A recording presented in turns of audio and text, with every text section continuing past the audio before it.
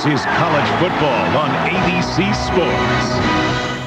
On a beautiful November Saturday, you are looking live at Spartans Stadium in East Lansing, Michigan. The Michigan Wolverines are climbing the BCS standings, but there's no room for error against an old foe, the Spartans of Michigan State.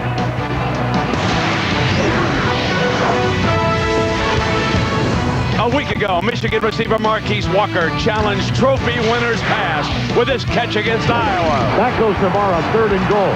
Firing corner of the end zone. What a catch by Walker! Oh, man! Down Michigan. He leaps in the air with one hand. What a grab! Michigan State features its own receiving star, Charles Rogers. Faster than a light switch, Rogers is averaging 22 yards a catch. Today, these two outstanding receivers headline the Battle of Michigan. Welcome, Marquise, to Mr. Rogers' neighborhood.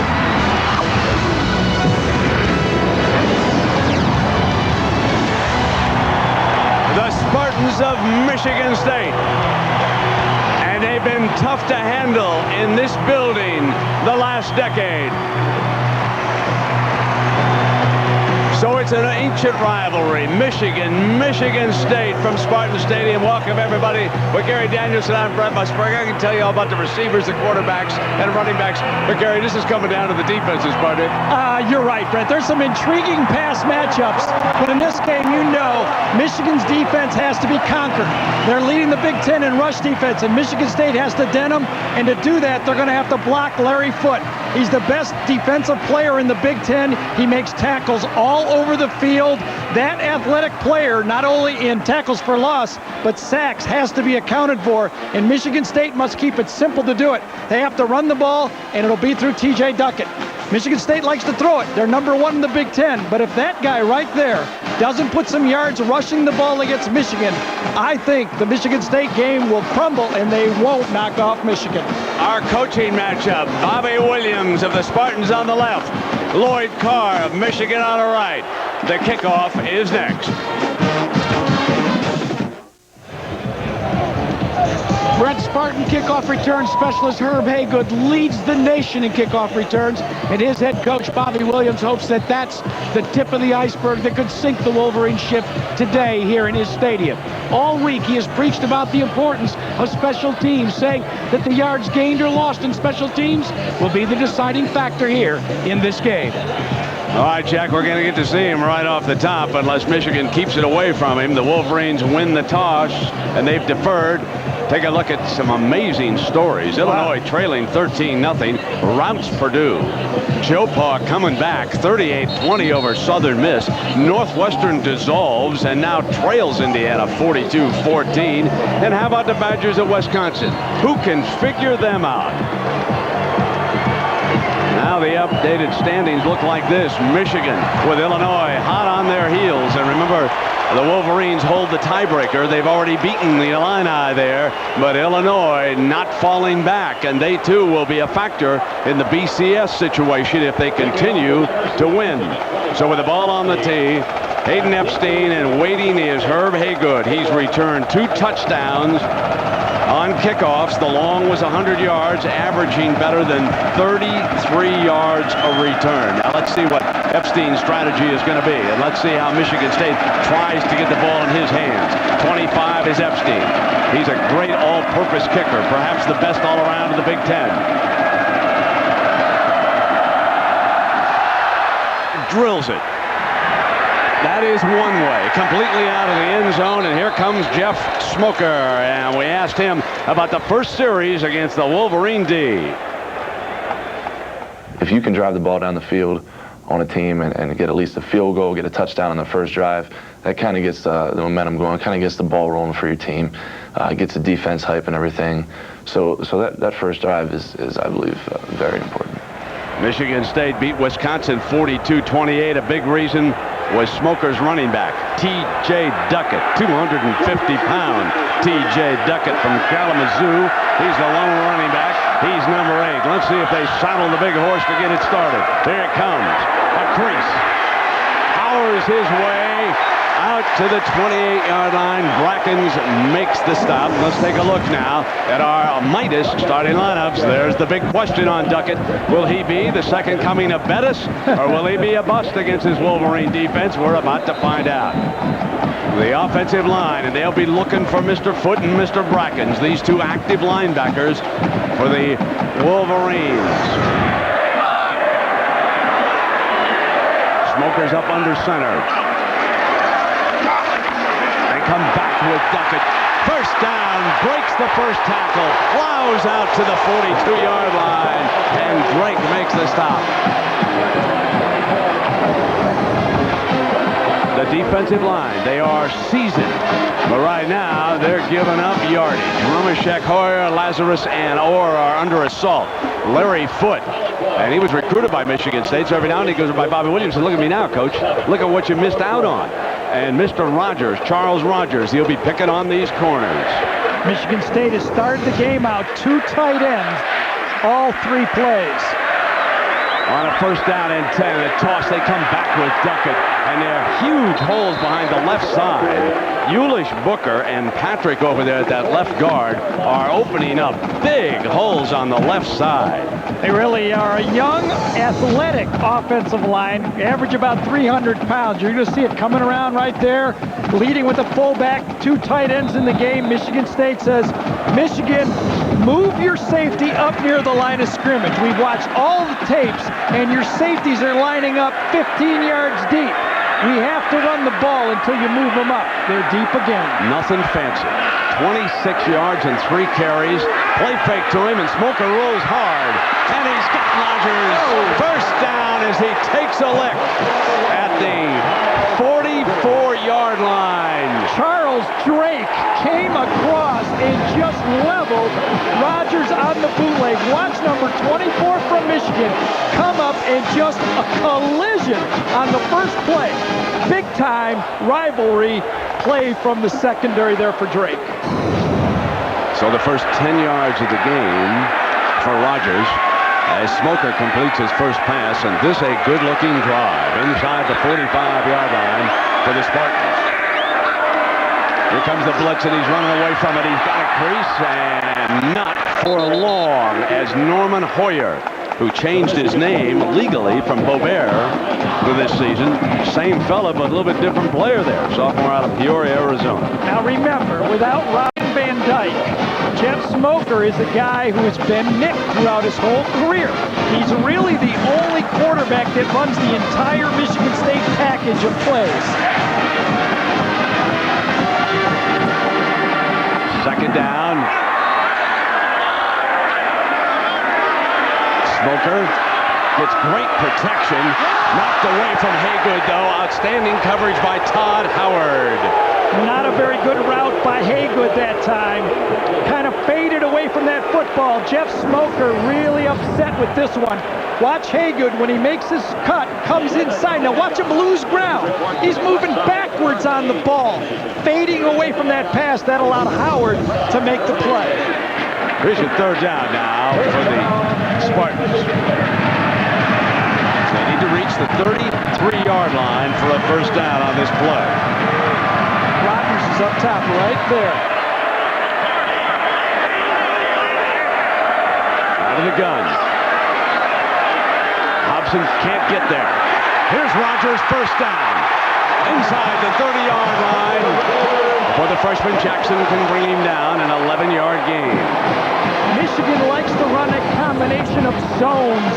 4-man rush this time. You see the secondary. Rogers is going to go right across and hit the weak spot over the middle. It's a robber defense, but this time Rogers made the robbery against it. A robber means a safety will set right in the middle of the field looking for those crossing routes. Rogers ran right past him that time. Norris Watts doing an excellent job of mixing things up on this drive. Stuck with Duckett till he got shot down. Then they came back with Rogers. The blitz is on. Smoker's got it picked up and incomplete intended for Chris Baker. aiming for his talented tight end. But the impressive part about this drive is the way the Spartan blockers have picked up the blitz. When it has come, they have read it perfectly. Absolutely, and it all started with those first 3 running plays from TJ. That set the stage.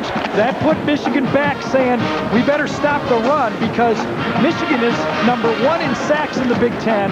Michigan State is last in giving up sacks. Just underway here. 11:40, first drive of the game, opening quarter, second down. Smoker pulls it back and smacked that time. So the Wolverines storm in with Shanti Orr, the defensive end out of Detroit's Denby High School, leading the assault. Just made an inside move on Booker that time. Instead of rushing wide, he came inside and Booker was caught flat-footed. Smoker's lucky if he gets up on this one. And Stewart a little bit slow, too, in getting up. He's the right tackle for the Spartans. Watch Orr cut inside this time. Just a dead inside move. Can't even hold him, Booker, that time. And Smoker, a direct shot from a defensive end. So Steve Stewart, the sophomore tackle, will come out for a play. Sean Cole, a freshman. And Brent, we did this last week. Those freshmen come into the game, they have problems. That becomes an attack point for this Michigan defense. Right tackle right there is a freshman. There's number 79 with his hands full now. Third and forever. They'll try to get it on one of the speed receivers if they can. Smoker to the middle, comes up underneath with the completion and loose on the carpet as Chris Baker, the tight end, pulls it in for the Spartans. Perfect defensive call for Michigan that time. They're so sound. You talk to the coaches around the country, if you ask for an explanation of what Michigan does well, they say assignment football. They say they stay in a sound defense and they don't beat themselves. It's 4th and 11. The Michigan coaches are yelling just in case they fake, but they got a long way to go. 11 for the first down. They can pooch it in with Jarrett back into punt right now. Marquise Walker standing on the 10-yard line. They're going to play field. There's the pass. There's the pass into the end zone. Incomplete and a penalty. First down, Michigan State. Interference on Rogers. They go to the fake, and Craig Jarrett throwing it. They snuck Rogers into the football game that time. And remember, the man blocking Rogers doesn't know if the ball is punted or thrown. He has his back to the football, and that's how you get an interference penalty.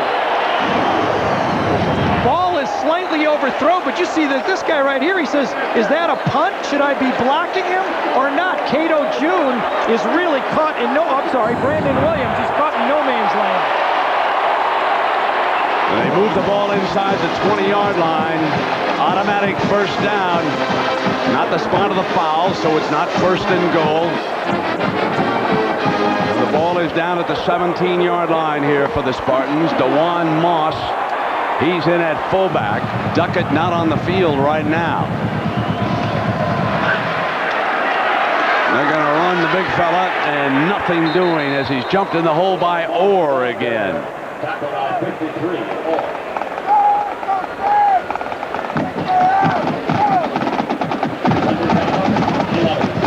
Second down and 11. And the big tackle, Steve Stewart, checks back into the game. Last year when we did the game, TJ had the bad shoulder, ended up having surgery on it. He came into the game as healthy as ever. That's very questionable why he's not in the football game right now. Smoker's going to throw out of the formation. Steps away from the pressure. End zone high, incomplete. Could have been picked off. That was Cato June working behind the receiver Herb Haygood that time. Smoker threw high. Absolutely. He had Haygood for a touchdown that time. Coming right across the field, right here, right in the middle of the field, you'll see Haygood cross. And that's wide open in the middle of the field. Throws it high. Look how deep the secondary is right there. Cato June is lined up at the back line. You never want to go that deep.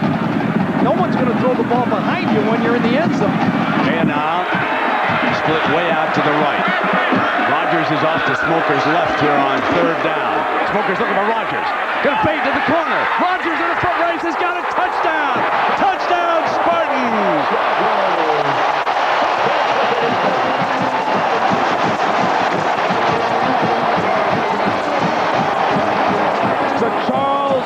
Rogers, the phenomenal sophomore from Saginaw, with his 6th touchdown of the season, strikes first.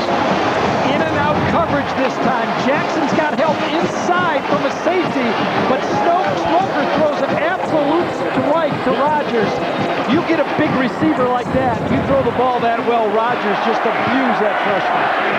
Now Dave Rayner, the freshman kicker, adds the extra point. The underdog Spartans strike first. They lead Michigan 7-0. Sellout crowd on a beautiful November Saturday afternoon.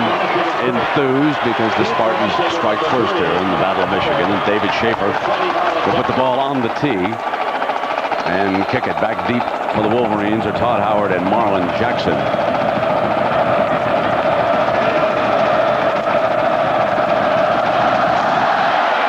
And they keep it away. A little bit of a trickery on that high pooch kick fielded at the 29-yard line, and here comes John Navarre. He'll huddle up on the sideline, and we ask what he accomplishes on that sideline before the first series.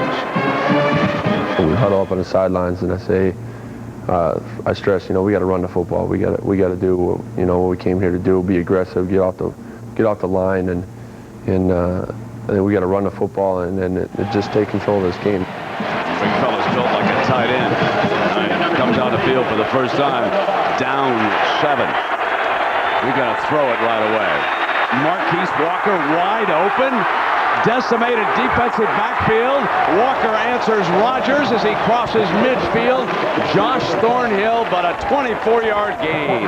Brent, Michigan State didn't even cover up. Michigan comes out for 4 wide receivers. Look at that. No one even covering this guy. Just flipped to the outside, stealing for Michigan on the first play. Michigan State had 13 players in the huddle, but the wrong guys ran off. They had a mismatch. Again, 4 wide receivers in the game. So they lost 4 defensive backs over 2 months, did Michigan State, and there's a penalty flag down. Last Saturday, number 4, Tyrell Dortch, a converted running back, playing only his 3rd game on defense, suffered a broken leg. 3 weeks earlier, the Spartans had lost Jason Harmon and Demario Suggs. They both broke ankles in practice at Michigan State. And of course, Cedric Henry, academically ineligible. So Bobby Williams is really shorthanded in that defensive backfield. And defensive coach Bill Miller has got to do the best he can back there. It is unheard of to lose 4 defensive backs overall. 1st and 15 after the penalty against the Wolverines. And Navarre's under assault. Great call, the screen pass to Chris Perry. And Perry crosses the 45. We're going to get an update. Let's send you to John Saunders. John? Right here on the Burger King update, Illinois and Purdue already victims of the Wolverines. Brandon Hance here is picked up by Bobby Jackson, who takes it back 83 yards. Illinois survives. They were terrible in the first half. Kittner was picked off 3 times over the course of about 3 minutes, but they come back with a big second half and win 38-13. So the Illini go home to host Penn State. Somebody will be seeing that game on ABC next week. Askew back at a running back, picked up a couple of yards. Now Navarre's weapons. Marquise Walker, he fielded the first pass. Did you see that catch he made at Iowa? I'm sure many of you did. He just walked to the clouds to yank that one back down. The offensive line, remember, 3 of the top 35 picks a year ago in the NFL were offensive linemen from Michigan. Kurt Anderson has to anchor this group. The Spartans are very aware of what he means. They say we're going to keep him covered as much as we can all day. They angle a tackle on him. Shades of Joe Green down there in the pit. 3rd down, Navarre looking for the open man. Incomplete. 4th and short. Benny Jopru, the tight end, did not get out on the play. He was supposed to go deep. He got jammed on the 3rd and short play. Michigan State did a good job of reading that 3rd and short play. Oh, they've got Billy Seymour, 1 tight end, Benny Jopro, they've got Sean Thompson. They are really deep at tight end, the Wolverines, and they had all 3 of them on the field for that 3rd and short that time, and now they're back in long field goal situation. Coming up for Hayden Epstein. He may pooch it. And Michigan State very aware of that. Puts Rogers back. If they go through with this, a 57-yarder. Here it is. Got it down. Good.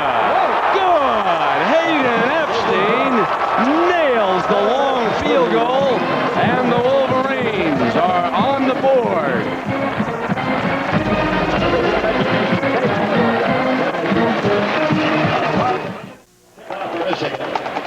A week ago against Iowa, Hayden Epstein hit a 51-yarder. That was his career long. Then, a short time ago, a 57-yarder and a new career long for Hayden Epstein. Will now kick it off. Michigan State 7, Michigan 3. Shaping up like a high-scoring affair between these two rivals. Fielded by Hayden at the goal line.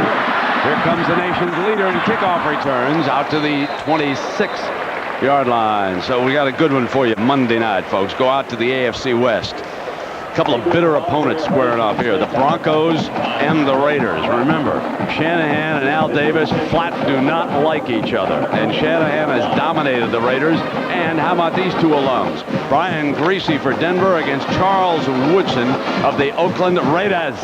And remember that game back in '97? You Wolverine fans do. That was a big one right here. Both Griese and Woodson. Woodson may have won the Heisman when he yanked that one right down out of the sky with that one-handed catch playing both ways. And they'll square off Monday night on ABC. Smoker hits Rogers on that flanker screen. Not much doing. It was read quickly. Let's take a look at the Dodge Game Solutions. What these teams to win, exploit the pass mismatches in this game. There are matchups available. Michigan is last in the Big Ten in throwing. The receivers for Michigan State can do it. All the injuries that Brent talked about, to stop them, you're going to have to pressure the two quarterbacks. And unforced errors like Michigan State starting the game and not covering Marquise Walker, those are the type of errors that come back and haunt you. T.J. Duckett back in at that big running back spot. Gets a call, and look at that hole. And Duckett just plows to the 41-yard line before June can bring him down. But he's going to get 15. Flag. Yep. He's going to get 15 yards on the end of it. He kicked Cato June at the end of the play. Cato June was holding on to his leg, and TJ just kind of shoved him away. There's the guilty shoe. Maybe it's offsetting. That would be a break for TJ, and I'll tell you, that'd be a nice call. Yeah, I thought so. Obviously, what was that? Exactly. After the play was over, dead ball, personal foul on the offense, unnecessary roughness. This will be a 15-yard penalty. Look at Bobby go on the lines. However, the yardage about as animated as we've seen him. For a first down. So it'll be 1st and 10 after the penalty. That's what I'm talking about. He twisted his leg, kept hanging on. My man's got to free himself up out there. That's what I'm talking about, is an unforced error, though. Duckett should know better. Let him call the 15 yards on June. If you want to beat Michigan, you have to be focused in on your job and not let a referee give you a 15-yard penalty. Right at the end of it here. Watch this. Kicks him away. Little acting job. Nice fallback. Tommy Amaker would like that for Michigan basketball. Now remember, they already had the first down after the dead ball foul, so it's brought back to the 27. It is a 1st and 10, and Smoker is buried as the Wolverines get in with Grant Bowman, number 60, leading the charge. Steve Stewart is back in the football game. I believe that's number 77 over there. But remember, Michigan leads the Big Ten in sacks with 28. Michigan State is last in protecting the quarterback. Smoker has receivers he can take advantage of with Charles Rogers. Michigan must pressure the quarterback. Big mistake by Duckett. They need 17 yards. Smoker will look for one of his big-time weapons. Right on the draw. Conservative call in that situation. Duckett brings it out before Cato June brings him back. So the Michigan State Spartans lead because on a 4th down, they went for the fake punt, and Craig Jarrett threw it for Rogers in the end zone, and the DB interfered. And after that, watch this beautiful throw. Smoker, Rogers, touchdown, Spartans. Now here's your 3rd down, and certainly now they will try to find Rogers, Haygood, Kayana out of the gun. Michigan trying to get there. They can't. They're going long, Rogers, and he was held. There's interference again. Marlon Jackson, the freshman, had no chance against Mr. Rogers. One of the things that Morris Watts, the offensive coordinator, told us before this game, I asked him about Jackson. He said he holds the whole game. We're going to go deep on him, and look at this. You see the jersey ripped right over the shoulder pad. He's got his right arm on him, and this was a catchable ball, and a good call, and a mistake by Jackson. They will be coming back. You bet. Oh, yeah, and Mr. Jackson's going to head on off right now and talk to the coaches about that situation. Don't you get the feeling that Michigan State feels that mismatch at wide receiver like 1999? Remember that one, Brent? Oh, Plaxico Burress. What did he put on him? About 250, was it? Yeah, I got a feeling they feel they've got a mismatch over there. Here's a first down. They bring it out to the 37-yard line. Smoker rolling hard to his left. Gonna get sacked by Rumashek, Danny Rumashek from Addison, Illinois. So here was that game that Gary told you about, the Plaxico Burress game, and look at the size difference here. Plaxico, this time they just made a coverage mistake right down there, and believe him, go up in the air. 255 yards and 10 catches, and already Rogers has 4 catches for 40 yards. Yeah, big mistake too here though, Brent. Jeff Smoker rolls out. You have to keep coming. You can't stop on a half roll. You're just putting yourself in the mercy of those backside rushers. Second down, and Duckett stumbles to the 34-yard line. That's what I'm talking about on forced errors. You really can't measure that in a football game. But when your quarterback having a problem with protection on that front line, the coach calls a rollout to give you a little break, and then you stop and let a backside end sack you. That's demoralizing for your offense. Michigan State is really helping its injury-depleted secondary. This will be the 20th snap of the game for the Spartans as opposed to only 4 for Michigan. Dominating the clock is a critical way to save your defense. But here's a big third down, and Smoker now looking, time, middle, fumble, Michigan's got it. Hobson pounced, they're going to wave it off. The umpire kind of come right back, and he was right there, and I see another penalty flag on the play, too. I'm just wondering if they didn't line up off sides Michigan this time. I'll tell you, if there's Achilles heel for Herb Haygood, is it his ability to catch the easy ball. You can't throw it any better than that. And if he'd have taken one more step, I think you might have seen it right. He came down, and that could have been called a fumble.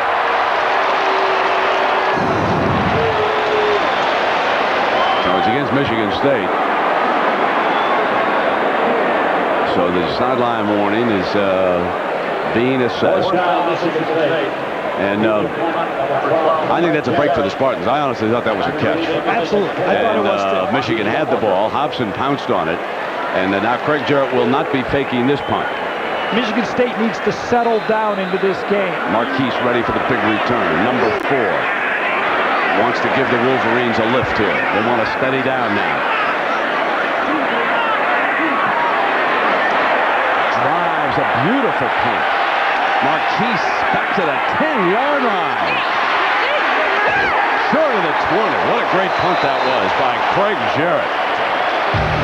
That's a 53-yarder for Jarrett. The Spartans lead it 7-3. Timeout. An ABC Sports presentation of college football brought to you by Dodge, Chrysler, and Jeep, helping you get home for the holidays. Budweiser, with that crisp, clean, refreshing taste you find in no other beer. Capital One, who asks, what's in your wallet? And Burger King, home of the Whopper. Well, Michigan, after taking a look at that defense, and Gary, you certainly made the early point, they didn't even cover Marquise Walker. No, they didn't. Coming off the sideline, Michigan just fooled them in throwing the ball really early. You look at the 2 big receivers in this football game. That's their season stats coming into this one, and Mr. Rogers has already put up another touchdown, hasn't he? First down and 10, and here's Navarre getting great time, but now he is taken down by Kyle Rasmussen. hesitated a little bit too long. Couldn't get Marquise wide open, but they were looking deep, Gary. If there is a criticism of John Navarre, it's that he holds on to the ball a little long in the pocket. That ball should have been thrown to Marquise Walker. He had one-on-one on a young cornerback out there, Broderick Nelson. Throw the ball. You got one-on-one. You can't get sacked on first down. 12 yards on a first down pass. The coach won't call you any more first down passes. You do that. And a slot to the left. And they'll run Askew to the short side of the field, and he works his way out to the 14-yard line, and Lorenzo Guess off the Spartan bench. And on the stop there, as we take a look at the Spartan defense. A little bit different Michigan team this year. They've only made, excuse me, you got the starting lineups. Go ahead. So Josh Shaw and NFL scouts have come in here and said they really started to impress him. Josh Thornhill, their leading tackler, just says get in close. And that young defensive backfield we have talked about trying to grow up. They're playing almost 4 deep across. It's an unusual formation. They're not pressing anybody. They're just 4 across. And now they're going to blitz out of it. Here comes Guess. Navarre steps up, and he'll get ripped down at the 13-yard line. Nick Myers, a defensive end, getting there. So as deep as they are, it's hard sometimes to pick up the blitzer, and we've got an injured Spartan. I believe that's Josh Shaw, and what a loss that would be. Is that Shaw? It looks like it is. Oh, wow. He's their best defensive lineman. Senior from Fort Lauderdale. And appears to be in some pain down there. And Bobby Williams in agony, too. How many more losses can he sustain on the defensive side of the ball? This is his best defensive lineman right here. And he's the one athletic defensive lineman in the zone blitz package that can pop back out and play the linebacker position. Well, a reminder that tomorrow ABC Sports brings you the men's competition from Smart One Skate America. U.S. champion Timothy Gable and former 2-time U.S. champion Michael Weiss compete in the first Olympic tune-up of the season tomorrow at 12:30 Eastern, 3 Pacific on ABC. Boy, Gary, that would be just a devastating loss for this team. We did the game in Ann Arbor last year when Drew Henson was the quarterback, and they had all those great players. They pressured him also. Well, let's check in with John Saunders in New York for an update. John, what do you got? Brent, you know it's been a great couple of weeks for the Stanford football program. Today facing Washington, though, they had a 3-0 lead, and then Ken Walker busts this one across from 3 yards out. So Washington takes the early lead. Right now it's 7-3, about 5 to go in the first quarter. John, Stanford through the years has really struggled in Seattle. It has been tough going for the Cardinal. Let's take another look here at Shaw. Right in the middle of the screen, Shaw, number 95. It's his right leg, and wonder if it's his own guy that gets hit. Yes, it's the opposite defensive end or linebacker that rolls right up his right leg and knee. So standing back is Epstein. Hits it about the 4-yard line. Rogers going to let it take a big bounce and let the ball go out of bounds. Let's check in with Jack Arute on, boy, Jack, this has been a great series through the years, my friend. In fact, Brent, let me take you back to 1995. Do you remember this one? It was voted most memorable. It was Nick Saban's first year at the helm. A Tony Banks to Nigeria Carter TD with just 1:24 left gave Michigan State the upset victory over Michigan. Hey, Jack, Wolverine fans are very unhappy that you showed that one first. I'm very unhappy. Well, Michigan State has the lead. That's how we did it, right? We go Spartans first. That's right. They're the home team, too, you know. First down now for Smoker and the Spartans. Look at those safeties for Michigan, back about 11 yards. Must run the ball. Now they're going to try to throw against it. Going to try to go sideline, and Baker, their talented tight end, was the intended target, being bumped by Charles Drake, the safety from L.A. Yeah, I think on first down, you have to force the Michigan safeties out of the center of the field. One of them is okay, but 2 of them back there, that means you got to run the football. Jimmy Herman calling the defensive signals over there for Michigan. Vastly improved defense. Everybody wants to turn loose. Second down and 10. Base 4-3 look. Cross with the tackles. Smoker slips the first defender and then slides to the 44-yard line. It'll be third down. When we look at what each team likes to run if they had their way in this game, Michigan and Michigan State, this is the first time all year I've been doing this, that both teams like to do the same thing.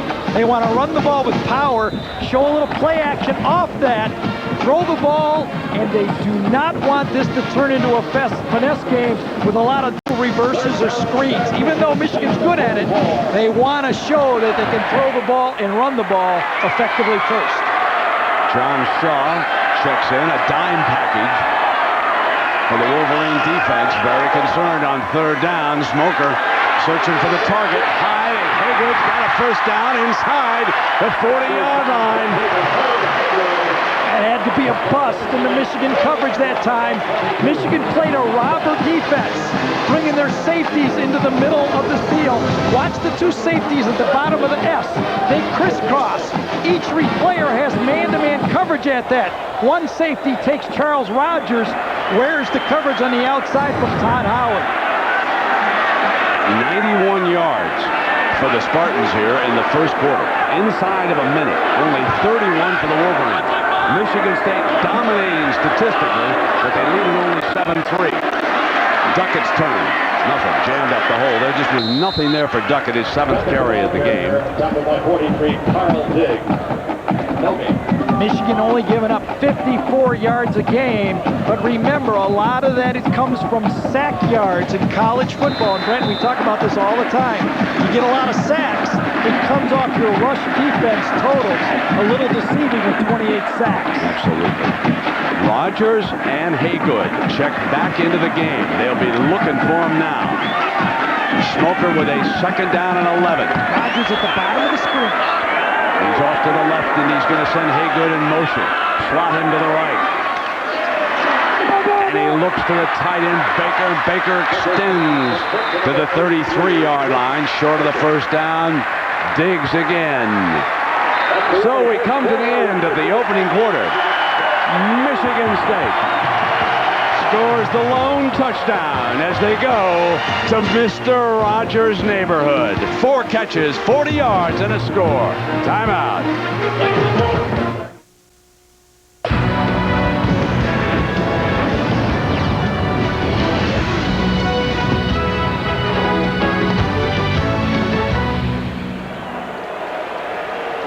No contest, Gary. No, and you can see it. What's happened, those are the numbers after the effect of rushing. But look, we're going to track TJ. He's rushed for 46. Can he do 25 each quarter? You don't want just a big run. He has to be consistent through the whole game for Michigan State to keep that Michigan defense from sacking. Michigan State dominating the clock. 11:43. They held the ball in the first quarter. That is preserving that decimated defensive backfield. And a great play there by Cato June. What a nice, check it. That's Todd Howard, number 3, who came in there, the corner man, and made a slick play. Really did. Third and short. What defenders do is sit at that first down line and look for that short pass. Michigan State's going to have to go beyond that first down thing more than 1 or 2 yards because Howard just said, I know you're going for a 5-yard throw, and I'm going for the ball. Now here's Dave Rayner. This is a 50-yarder trying to answer Epstein's 57-yarder. High, no good. Whoa. There's a young man who was watching on television when the kicking game destructed against Northwestern. Michigan State missed 3 field goals, 2 extra points. He became their kicker the next week. So our Pacific Life game summary right now here in East Lansing looks like this. Rogers with the lone touchdown, that 17-yard reception from Smoker. And Epstein with the 57-yarder. That's where we stand.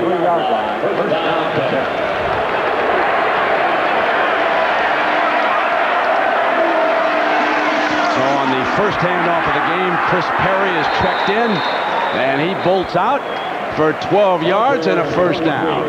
Chris Perry is finally healthy. Michigan knows that when they have 2 of them, DJ at fullback and tailback, and Perry, they can finally run the ball. Check in with Jackaroo, Jack. Well, Brent, I don't know if the Spartan defense can stand another injury, but they're going to have to take it. Josh Shaw, their 278-pound senior defensive tackle, out for the day with at least a sprained knee. When Bobby Williams heard, I can't repeat what he said. There's the long handoff again now, and Perry had run out of bounds near midfield, and that time he picked up about 5 yards. Taplin making the play. Brent, this is a different Michigan team this year. Listen to this. Of all the first downs this season, Michigan has 81 of them through the pass and only 46 on the ground. They are a throwing team. Only 138 yards a game are they averaging on the ground.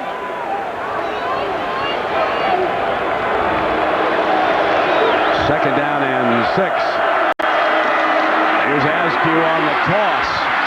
Just short of that first down, and Gary, we welcome one of the legends of this rivalry, George Perlis, the former Michigan State coach, and George has a son who's now an assistant coach here with the Spartans. Pat, who spent some years up in the Canadian Football League, and I know you're very happy with him, Coach. Well, it's fun to watch your son go through the same things you went through and do it better than you did. Well, sit up here for a couple of series and give us some real expertise here, Coach. How do you think it's going so far? Going well. I would just wish the Spartans would open it up more with the formation and run it on first down a few more times. Maybe I think they will this next series. Now, meanwhile, the Wolverines get a first down. Tough run that time, Gary, by Askew. Coach Perlis, this game has always been decided by rushing yards, but I think rushing yards on third down, if you make first downs, may be more indicative of who's controlling the game than just total yards. Right, and what Michigan State's had success with in the beginning of the game was 2 flankers, 2 tight ends, and given the bucket and let him find that gap because there's only 6 in the box. So here's a first down. Slot formation to the right of Navarre.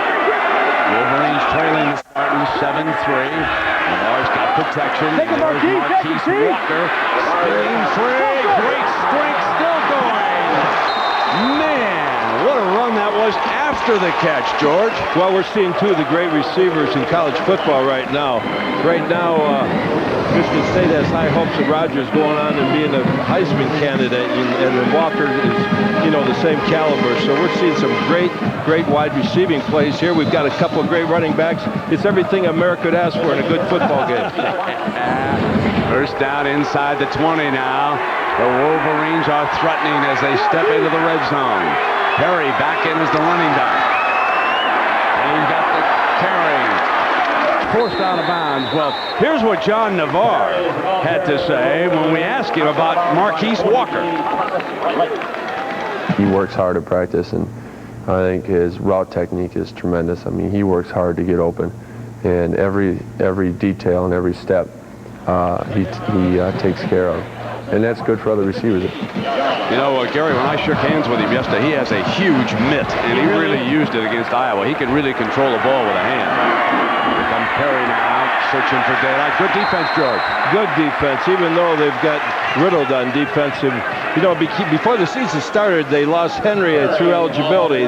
They've had 2 corners break their ankles. They had an injury last week with a broken tibia and fibia. Now we just saw one of the star defensive linemen come out of the game. So it's remarkable that they're playing as good defense as they are with all these injuries. This is where John Navarre is really good. He likes to go to the tight ends in this spot. 3rd and 4 and 5. He really is good at picking up those first downs with the ball. Let's see if he can do it here. Needs to reach the 8-yard line for a first down. There's Marquise. He'll cut inside. Touchdown, Michigan. There's your big play wideout. Take that, Mr. Rogers. 14 yards. Anything you could do, I can do just as well, eh, Gary? And he did it against a true freshman. You look for a matchup. This time he's matched up against Roger Maples, number 17, a true freshman. You lose corners, you go to a senior versus a kid who was playing high school football a year ago, and you take the matchup. That's the difference in college football today than 15 years ago. Epstein, the all-everything kicker for the Wolverines.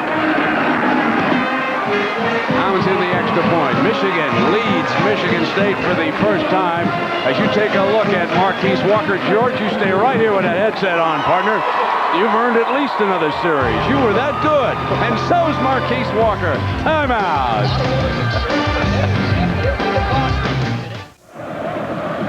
Well, we'll see what Epstein does now. Kicking this way into a little bit of a breeze here. Back deep. Maygood and Maples for the Spartans, and they move up all the way to the 10-yard line on Epstein. Line drive, one hopper, and here comes Maples. 15. Slips to the 30. An ABC Sports presentation of college football brought to you by Pontiac. What would you do with some Pontiac excitement? Aflac. Without it, no insurance is complete. The United States Marine Corps, the change is forever. And Valvoline's Max Life, the first motor oil formulated for higher mileage engines. Well, George Perlis, give us a rundown on Jeff Smoker. What do you think of this young man as a quarterback? Oh, Smoker's a great talent. He's had to play very young as a freshman last year and now a sophomore. A couple more years to go. He's got a perfect attitude for a quarterback, a leader, always giving someone else credit. It's first down at the 36-yard line. And here comes Duckett doing what George wanted. There's that first down run, Gary. George called it. Absolutely. The old coach, I think he's still calling plays. There used to be an AD here, you know.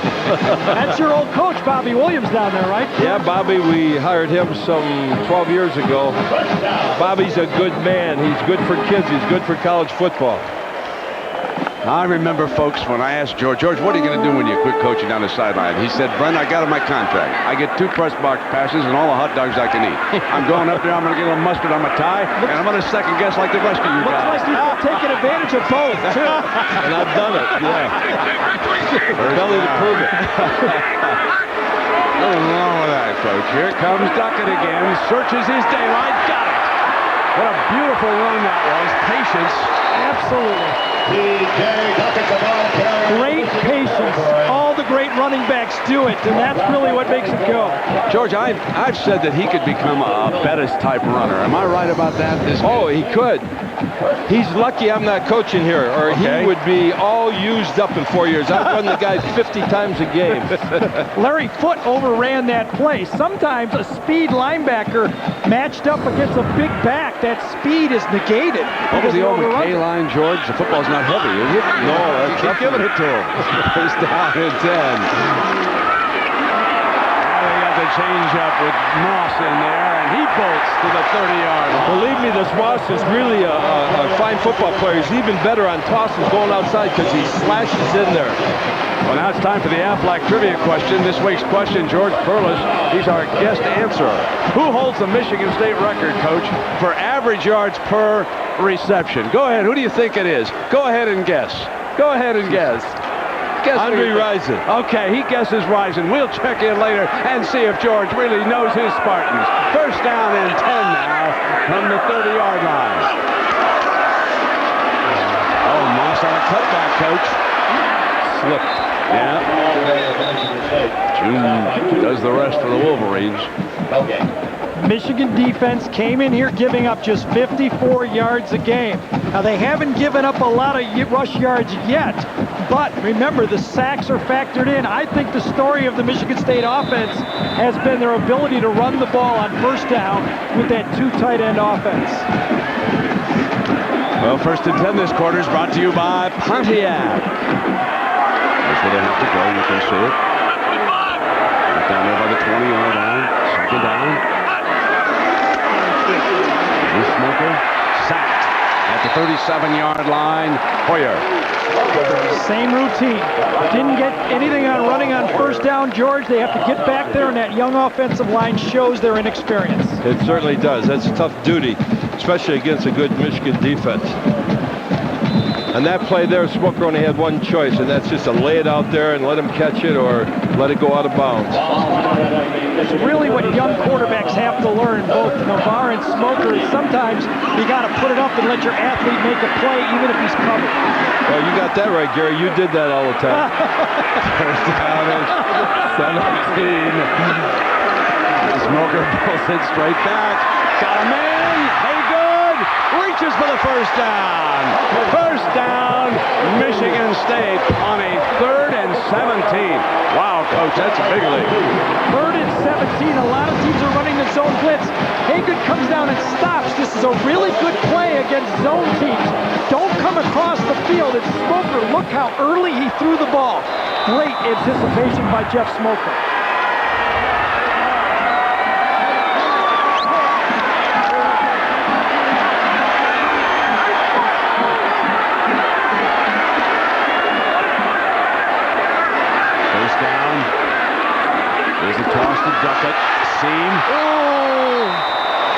to the 10-yard line.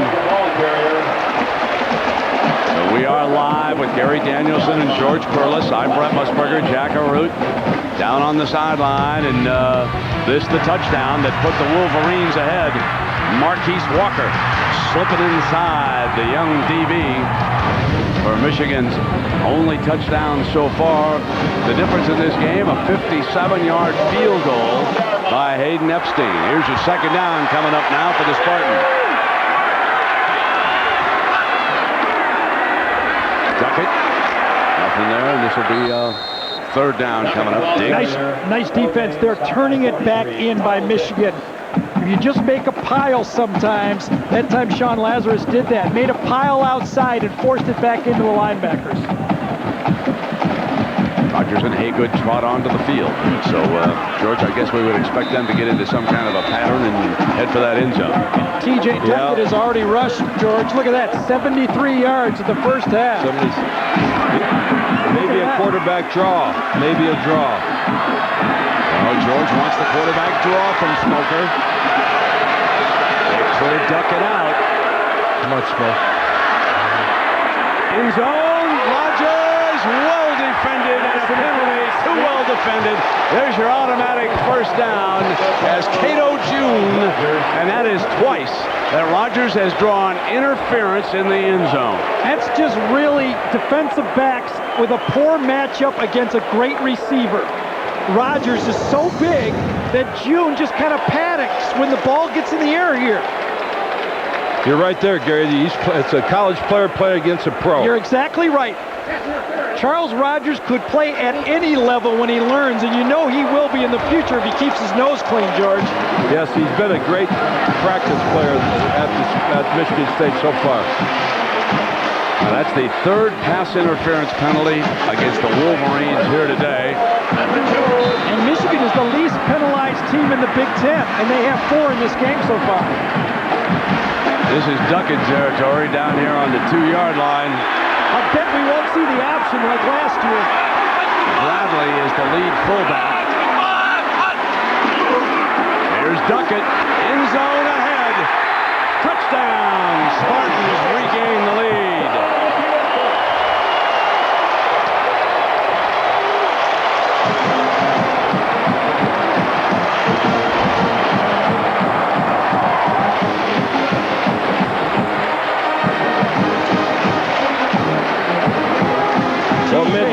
Time for me to go. You're working hard. Hold on now, before you go now, Georgie. We got to find out if you're right on the Aflac. Oh, okay. Okay. But you're right. Wolverine fans have heard enough of you.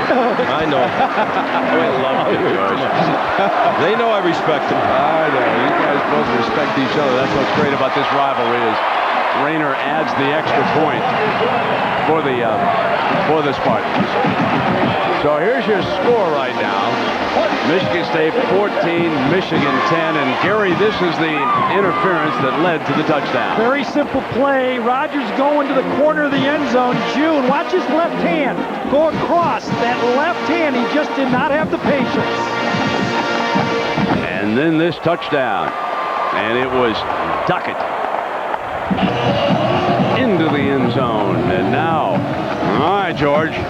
Now, who holds the Michigan State record for average yards per reception? Andre Rison. That was the guess. Is he right or he has come back strong with his second pick. He's on the money. Kirk Gibson. All right. And there he is. Hey, Gary, this is your radio partner with hair. Yeah, that's right. He was already doing the swoop in high school. He was the greatest World Series hero ever until the last few nights in the Bronx, huh, folks? Hey, George, thanks a lot for dropping by. We really appreciate it. You're the best two I know of in the game. Coach, thank you for coming out. Thank you. Okay, George Perlis, the former coach of the Spartans. Bobby Williams now running the show here, and his team leads Michigan 14-10 with 7.5 minutes to go. There's that high kickoff. There's Jackson, the young DB. close to the 20-yard line. We got a doubleheader next week. We got a lot of action coming your way, folks. Gary and I are going to head up to Boston College. We'll take a look at Miami. Some of you will see Texas A&M against Oklahoma. That's just for openers. Then at 3:30, Penn State, Illinois now with the Illini with only one loss. They'd love to see the Spartans hold on here. We'll have an ACC game coming your way also. And Kansas State at Nebraska along with Oregon and UCLA. Big weekend, huh? Next Saturday on ABC. Yes, Michigan State has run, 35 plays, Michigan only 15. There's a long handoff by Navarre and Askew. Powerful run to the 28. You know, it looks like Duckett's going to bring out the best in Askew. You get that going with a couple of big fellas like this. At Askew, you know, we talk about Duckett going 250. Askew, he must go about 240. At least. And, you know, the difference of this Michigan team without Anthony Thomas from last year, they don't have a big play. They don't have a big play runner. He does not get those big yards. The longest of the year, 30 yards. I can hear that whistle in the eighth frame. What a job he's doing for the Chicago Bears. Second down now. They fake Navarre. Bought him great time. Going to look deep down the middle. He's got Marquise. Got it. Inside the 35-yard line. Marquise Walker. The temptation has to be so strong for Stan Parrish, the offensive coordinator for Michigan. Minnesota rushed against Michigan State for 322 yards, but this secondary is decimated. You've got matchups all over the field. Your guy is better than their guy, and you throw it up. It's going to be hard to keep running the ball. I'd have to use both of them as DBs before this is over, I folks. think so, too. I want to tell you something. That's 99 yards, 4 catches for Walker in this game. Here's your first down now, and here comes Perry.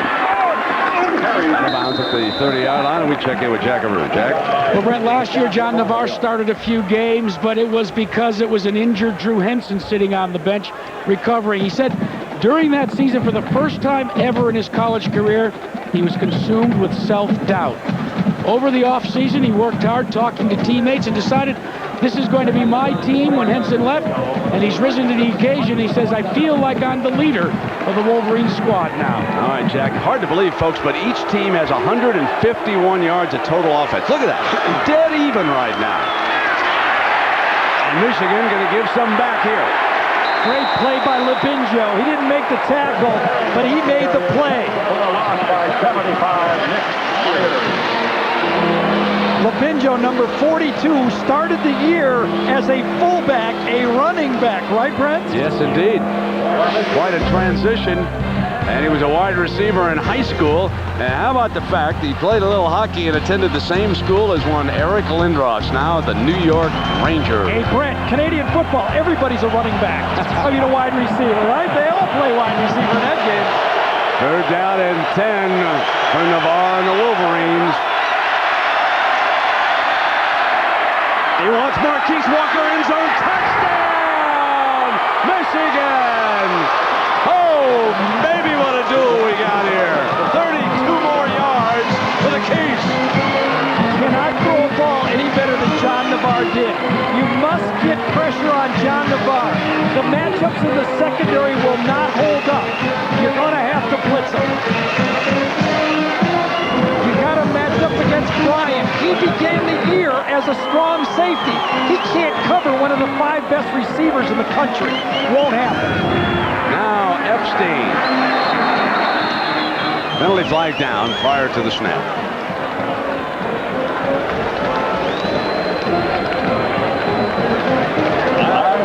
Marquise Walker, he's so deceptive running. Looks like he's just gliding out there in the shadow of David Terrell for 3 years around here. I'm going to tell you, folks, 5 catches for 131 yards. I don't care if you're going against high school DBs. He almost is, though. Yeah, that's true. These are youngsters, that diaper dandy we talked about in our lineups.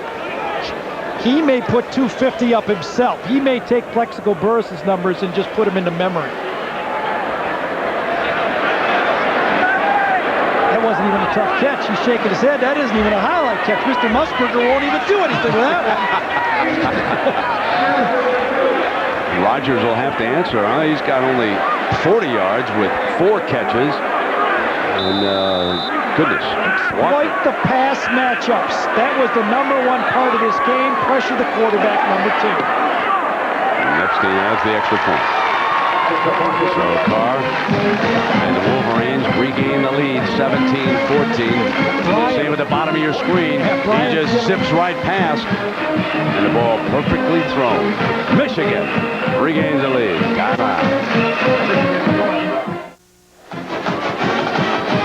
Our Pontiac drive summary tells you a story. The Michigan State offense has got to dominate the clock. Look at that. Touchdowns in the Wolverines' last 2 possessions.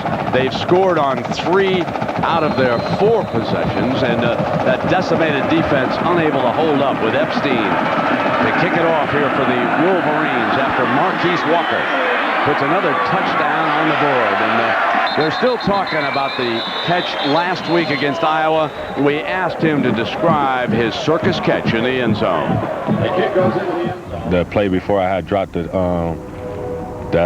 touchdown pass. So anywhere John threw the ball, I told him in the huddle, if you aren't going to throw it to me, I'm going to make sure I came down with it. So he just threw the ball up, and I just happened to go up with one hand and come down with the catch. Just a great catch, remarkable concentration, and here's the comparison of the day, and you can see the yards per catch. Better than 26 yards a catch with 2 touchdowns, and Rogers would like to answer. Smoker under center here. Got away from Foot. But not the rest of the band, as he bought a little time but couldn't free himself, and Bowman makes the stop. I'll tell you, Foot that time with the pressure saved a touchdown because Rogers had 1 deep. No safety in the middle of the field, and Rogers was going to catch a touchdown from Smoker. All they have to do is give Smoker a little time, and there's no one who can run with this fellow Rogers. And there you can see Shaw, huge loss for the Spartans, their best defensive lineman with that injured knee, iced down and headed off to the locker room. And we sure hope that is not serious. Like we told you at the top, NFL scout said he'd improved himself so much and a couple of defenders. Let's check in now with John Saunders on a Washington-Stanford update. John? Well, Brent, you know Stanford got Oregon and UCLA over the last couple of weeks, trying to get Washington, but having a tough time. Cody Pickett, nice toss, 8 yards to Reggie Williams. Washington had the lead right now at 21-13 as they close in on the end of the first half. Brent. Yeah, John, and you can certainly ask the Michigan Wolverines about going out there to Seattle and playing the Huskies. That was Michigan's only loss, came late in that game on a blocked field goal and then a quick interception. I can imagine where the Wolverines might be in the BCS if they had not lost that game. And there is Duckett as a receiver for a Michigan State first down. The first time we've seen him slip out and do that. Coming up on the Capital One halftime show, John and Terry will have all the scores and highlights from college football today. One of the mistakes that a lot of offensive coordinators do when they're getting pressure from a defense is to keep more and more blockers in for the quarterback. Sometimes it's better to spread out and throw quicker passes, trying to force them into some zone defense. Running the ball, though, will be the best detriment to that pass rush. Kavanaugh off to the left. This is Rogers again motioning. They haven't shown much of that this year, but they do here. Slant him underneath. Now he breaks upfield. Got it in midfield. A nice pattern run by Rogers, who looked like he was going to stay underneath, and 17 more yards on that catch. I'll tell you, Jeff Smoker looks so improved, more comfortable than I've seen him all year. The injury to Ryan Van Dyke, the broken jaw, and Ryan was doing such a nice job, Brent, for Michigan State also, looks to have taken the pressure off of Smoker. He looks confident. He's had big games since this happened, and he looks like he has the touch and the strength to throw all the passes. Spartans would love to kill the clock here and score at the end of the half and not give it back to Navarre and the Wolverines. See how that unfolds at midfield. There's Foot. Doing a great job again. The All-American linebacker in on top of him. That's the 6th sack of the game. And let's check in with Jackaroo. Well, Gary, you know, when we chatted with Morris Watts yesterday afternoon, he said the biggest change for Jeff Smoker is the fact that, as conscientious as he is, he tends to take things and carry them to the extreme. Said they worked with him in the offseason. Takes things to heart too much? Not so much anymore, as you alluded to. He looks much more comfortable leading the Spartan squad. Morris Watts likes the leadership he's getting from his quarterback. Second down and 19 after the foot sack. Michigan shows a three-man, and they're coming. They've got him again. Off a three-man down lineman, they came with the blitz that time. Manning, the freshman from Saginaw, in on top of him for Coach Jim Herman. Jim Herman has the whole package of blitzes. When you play Michigan, you're going to see fire zone. You're going to see man-to-man overload blitzes every which way to get these young linebackers and fast linebackers in on the quarterback. Michigan State, and I agree with you, Brett, they needed to run the ball on first down and second down. Well, we got a timeout. Has been called by Michigan. They want the ball back. Thirsting for more. Timeout. All right, Herman's defense holds here. Michigan will probably take their second timeout. They want that ball back. 1:52. The Spartans did not go to work on the clock. And now they face a 3rd and 27 here. Smoker, flush to the right, and have to go on the run. 40-yard line, slides to the 44, and well short of the original line of scrimmage, and a minute 38 to go. I'm sort of surprised they're letting it run here, Gary, but they got it out to that 45-yard line, and maybe Lloyd is thinking they may have a trick or something up. I would call a timeout if I was Michigan. Absolutely. Give yourself as much as possible because you can stop the clock offensively with a first down. I would. Maybe they just think they're going to score quickly and they want to take it off the back end. Well, at any rate, here's Jarrett. He's only had 5 punts blocked. 4 in one game. Yeah, was that Western Michigan that jumped Central him? Michigan. Central. Jumped all over him, didn't they, that day? Huh? 4th down. Marquise is back. Great punt. That is a beauty. Back at the 7-yard line. And Marquise will go down at the 15-yard line. On that last drive, here is Jim Herman's defense. It really is, and they now have 7 sacks as we've showed it, and Smoker has been just running for his life. Michigan State must run the ball effectively to keep this blitz package away from a very young offensive line in Michigan State. So 51 seconds and 2 timeouts for the Wolverines. They're 85 yards away. Marquise will be far out to the right as he sets up. Nobody sees him out there yet. Calvin Bell. Now they go out, and Nelson's with him. And Michigan goes to work on the clock themselves with Askew bringing it out, and the clock is stopped on that first down run with 44 seconds to go. Now remember, Epstein has hit a 57-yarder. You're going to have to get a little bit closer. There's a breeze down there and that end of the stadium. You could see a little bit of Lloyd's Carr's strategy. They went for the blocked punt. That's why he didn't call the timeout there. He knew he'd get backed up. There'd be no return. If he had the return on, he probably would have taken the timeout. He had the big block punt last week. Please put 44 seconds on the clock. 44 seconds. Right at the end of the half against Iowa, they really turned that game around last week. He tried to do it again. Williams and the Spartan defense trying to hang on here with 44 seconds to go. Thornhill and his teammates, they got their hands full against this offense. Michigan playing it very conservatively. 26-yard line, they're going to let that clock run down. It looks like they're going to be content to take their 3-point lead. Now let's see what they come up with here. Marquise down to the short side this time, and Maples. And they run away from it with Askew, and they bolt for another first down. They stop the clock now with 18 seconds left. I would think you'd get up and ground the ball quickly or use a timeout. You could throw the ball and get in field goal position very simply here with that secondary at Michigan State. Askew's rushed for 52 yards. Navarre's thrown for 140. Navarre looking for more. Coming down sideline. Incomplete. Tyrese Butler, the sophomore from Indianapolis, with a possibility on that sideline, but it was thrown to his left, and he didn't have a crack at it. Maples is the corner. 8 seconds to go, and so if they just run it out here, they can take the 3-point lead on it. You can see the strategy from Michigan. Let's not beat ourselves. I think Lloyd believes he has the better team. Let's not make a dumb mistake in our own end and give them some momentum at the end of the half. Yeah, Gary, you know, he's certainly got the superior matchup. His offense against the Michigan State defense, in fact, is a mismatch. Absolutely. When you look at it. There's no question about that.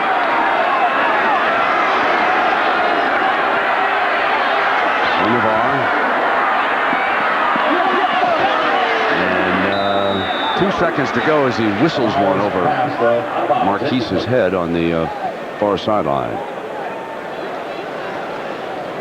Well, all Marquise Walker did in the first half was catch 5 passes from Navarre for 131 yards and 2 touchdowns. He was the human highlight here in the first half. They didn't even cover him on the first play of the game. And Marquise with a powerful run after the catch. Then he slipped back inside for the touchdown, and the seconds tick away here in the first half. Carr and the Wolverines lead it 17-14 over Williams and the Spartans in the Battle of Michigan here in East Lansing.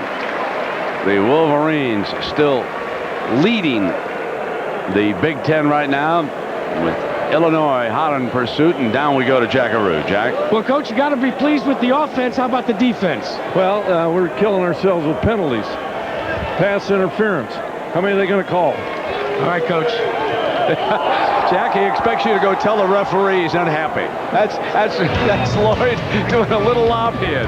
All right, we'll return after this message and a word from our ABC stations.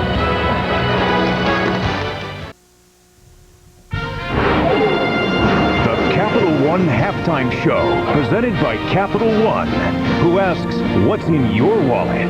From Times Square Stadium in New York, John Saunders and Terry Bowden. Michigan unbeaten in Big Ten play with a 17-14 lead at Michigan State. Although if you listen to Lloyd Carr, you get the feeling he feels he should be up bigger than that. No, he knows exactly what to do. Their secondary of Michigan State is banged up. They're down to their second or third team cornerbacks. They're throwing it to Marquise Walker all the first half. They're going to continue in the second half. Walker continues to climb the ladder. He may be #1 all-time for Michigan receiving before the year is done. Elsewhere, Temple facing Miami. Miami knowing that down the stretch they're going to get quality wins that may move them ahead of Oklahoma in the BCS standings. This would not be one of those quality wins. Ken Dorsey here, 15 yards to Kevin Beard. Miami grabs a 7-0 lead, and as it turned out, that would have been plenty. Dorsey here to Andre Johnson, 21-0. And then Philip Buchanan takes this one 52 yards and takes it all the way back for the touchdown. Miami wins easily, 38-0. I was going to say they gave up their first sack, but it doesn't seem to be real important today, does it? It did indeed, because that was all that went right for Temple on the night.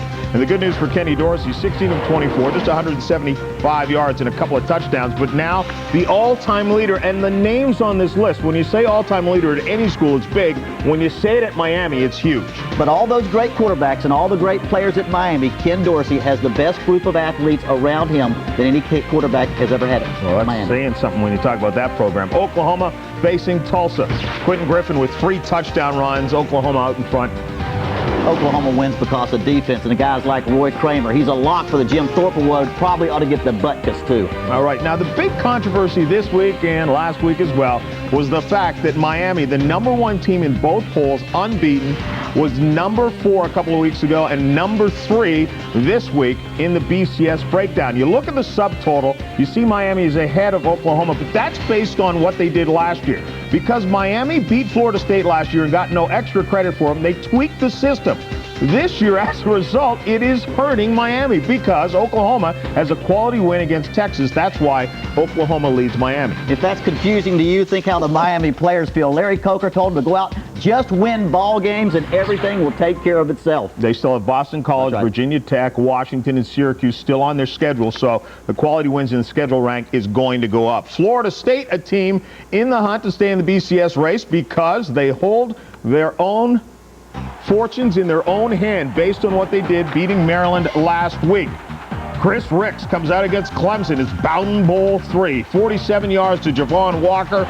Ricks, after the stumble, has started to look better and better. And then Woody Dantzler here goes 21 yards, takes it down to the Florida State 2. It would set up a touchdown by Dantzler from 2 yards out. But Chris Ricks has looked pretty good in this one. 29 yards to Tallman Gardner as Florida State adds to their lead. Well, if Chris Ricks does not turn the ball over, the biggest mismatch of this game, his wide receivers against the defensive backs, he's thrown 3 touchdown passes already. You saw a touchdown was called back, a trick play that your brother Tommy put in. Apparently they had someone off the line who should have been there. It appeared, and our guys at the game said it as well, they could have let that go and it would have been a touchdown. Yeah, I just don't like it. Officials have been calling plays much too difficultly. Tommy Bowden pulling a big trick out of his bag of tricks, just like Bobby Bowden used to about 20 years ago. Back before he had all the talent he surrounds himself with each year now. Stanford facing Washington. Stanford coming off wins against Oregon and UCLA, and Cody Pickett for Washington here. 3 yards in the touchdown run. Pickett has been injured but came back last week, led him to a victory, and then again this week, 8 yards to Reggie Williams for the touchdown. Stanford finds himself down at that point 21-10. It's 21-13. Stanford has a hard time winning in Washington, but they've got an explosive offense. They're not out of this thing yet, but if it's close, Washington wins close ball games. They hadn't won at Washington since 1975 for Stanford. And again, Washington seems to have the habit of pulling these games out late. But right now, the Pac-10 is unfortunate because they have some of the best schools in the country, but they're beating each other up, knocking each other off, knocking themselves out of the title hunt. Well, that's what happens. They all have one loss, and you know what? If you have one loss in the Pac-10, you don't get the vote in the polls from the rest of the country, and they knock themselves out of the national championship hope. They have to go undefeated, and it's not happening in that tough conference. All right, Tennessee facing Notre Dame, the Fighting Irish stumbling as well, and right now they cannot afford to lose this game. Imagine dropping to 3-5. They're looking at a season where they don't go to a bowl at all. Well, Carlisle Holiday was injured. He was about 50-50. When he could be in there and run the option, they're decent. But there's too much talent at Tennessee, and Tennessee still feels like they've got a slight chance, not just for an SEC, but for the Rose Bowl. Travis Stevens has a touchdown run, and you can see Casey Clausen have a pretty good day there as well. Wofford facing South Carolina. 38-14. Lou Holtz gets healthy in this one. This was one of those makeup games for a game that was canceled earlier this season because of the tragedies. Texas A&M in the fourth quarter, trailing Texas Tech 12-0. Tech's won the last 3 games at home in this series, and Missouri, surprisingly, in a battle with Colorado. Well, I'll tell you, Colorado's a team that's played pretty good this year. They could get back in the hunt for their division championship if they just keep on winning. They've got to play Nebraska to finish it off. Well, you wonder about that game. They have Nebraska at home, and that could be one of those things where the Cornhuskers are looking ahead to the Big 12 championship and find themselves not quite making there if the Buffs can knock them off. It's a great college football season, continues to get better and better. Right now, John Navarre, 14-yard touchdown pass to Marquise Walker. One of the differences is Michigan has the lead.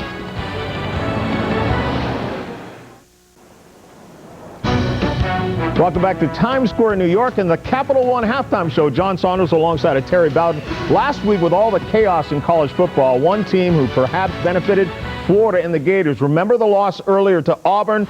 Knocked them out of the race? Well, guess what? Steve Spurrier is right back in this thing. And with a quarterback like Rex Grossman, he could go far as well. Hooking up with Jabbar Gaffney here. 21-0 the lead over Vanderbilt, but Grossman's been terrific all year. He's the man with a plan. He's through for 300 yards every game this year. 31-0 as he hooks up with Taylor Jacobs then. And then 18 yards to Riche Caldwell. 37-0 was the lead for Florida over Vanderbilt. The win 71-13. Grossman 17 of 29, 306 yards, 3 touchdowns. You think they're not interested in margin of victory? 71 points. They're behind Oklahoma in one poll, ahead of them in the other. They just stay at top. A chance to move up in the BCS. Texas facing Baylor. Chris Sims, this guy's been terrific since the 4 interceptions to Oklahoma and the loss there. 36 yards to Roy Williams. Texas has a 7-0 lead. Terry, you wonder, if not for the stumble against Oklahoma, where Texas might be. Well, they could be an at-large berth right now, but if Sooners slip somewhere, they could even be in the national championship. But great receivers to throw to. Cedric Benson is an outstanding back, and their defense is 4th in the nation. Sloan Thomas with that reception. Sims 15 of 29, 271 yards, 2 touchdowns through the air, and 1 on the ground as well. 49-10 the final. Virginia Tech. Now, Miami watching this game because they need Virginia Tech to keep playing well. There's Tony Dorsett having a street named after him before the game, and Pitt would respond. David Priestley, 24 yards to Antonio Bryant, 7-0 Pitt. And then Brian Guzek puts the heat on Virginia Tech quarterback Grant Knoll, fumbles the ball. It's recovered by Pitt, and it sets up the next play. David Priestley, 36 yards to Antonio Bryant, and Pitt hands Virginia Tech their second consecutive loss. Well, Virginia Tech has collapsed. They had 4 turnovers. They didn't even have 8 yards rushing the football. First time since '97 they've lost back-to-back games. First time Pitt has beaten Virginia Tech since 1997. The loss last week, of course, was to Syracuse. Illinois and Purdue. Losses for each of these teams to Michigan. Kurt Kittner picked off 3 times in the first half alone, but Purdue did not capitalize. Kittner came back late in the second quarter, 47 yards to Brandon Lloyd, and Illinois found themselves down only 3 despite the 3 interceptions in the first half. Second half, it was all Illini. Kittner 20 yards to Walter Young. The story of the game, Illinois turned the ball over 6 times, including 4 interceptions.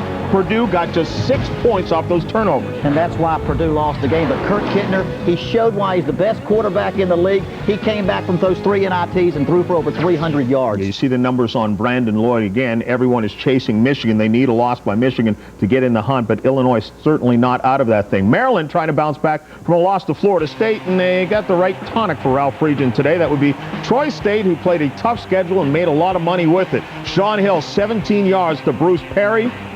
Maryland's lead at home was 17-0. Then Sean Hill, 15 yards to Darrell Whitmer. And Maryland, it was Troy State, but keep in mind Troy State has a win against Mississippi State this year. They played tough against Nebraska as well.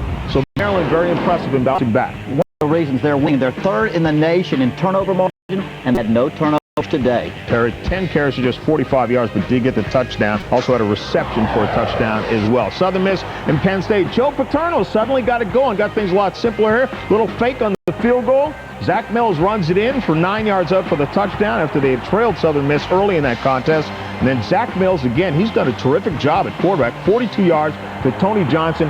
Penn State wins for the 3rd consecutive week. Now, they're just 3-4, Terry, but think about this, a shot at a ball. That was unimaginable, but they found a quarterback in Zach Mills, and they found a running game. Zach Mills with 280 yards and a couple of touchdowns through the air and rushed for a touchdown as well. So Penn State has won 3 in a row. This is your Capital One halftime show.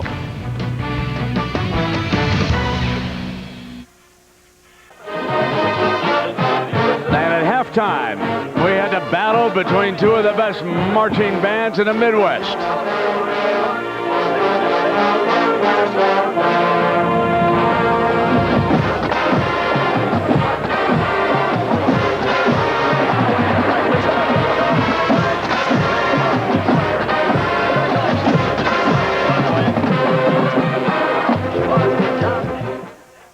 I'm Tim Sword back here at Spartan Stadium. Don't forget, we'll wrap things up live after the game.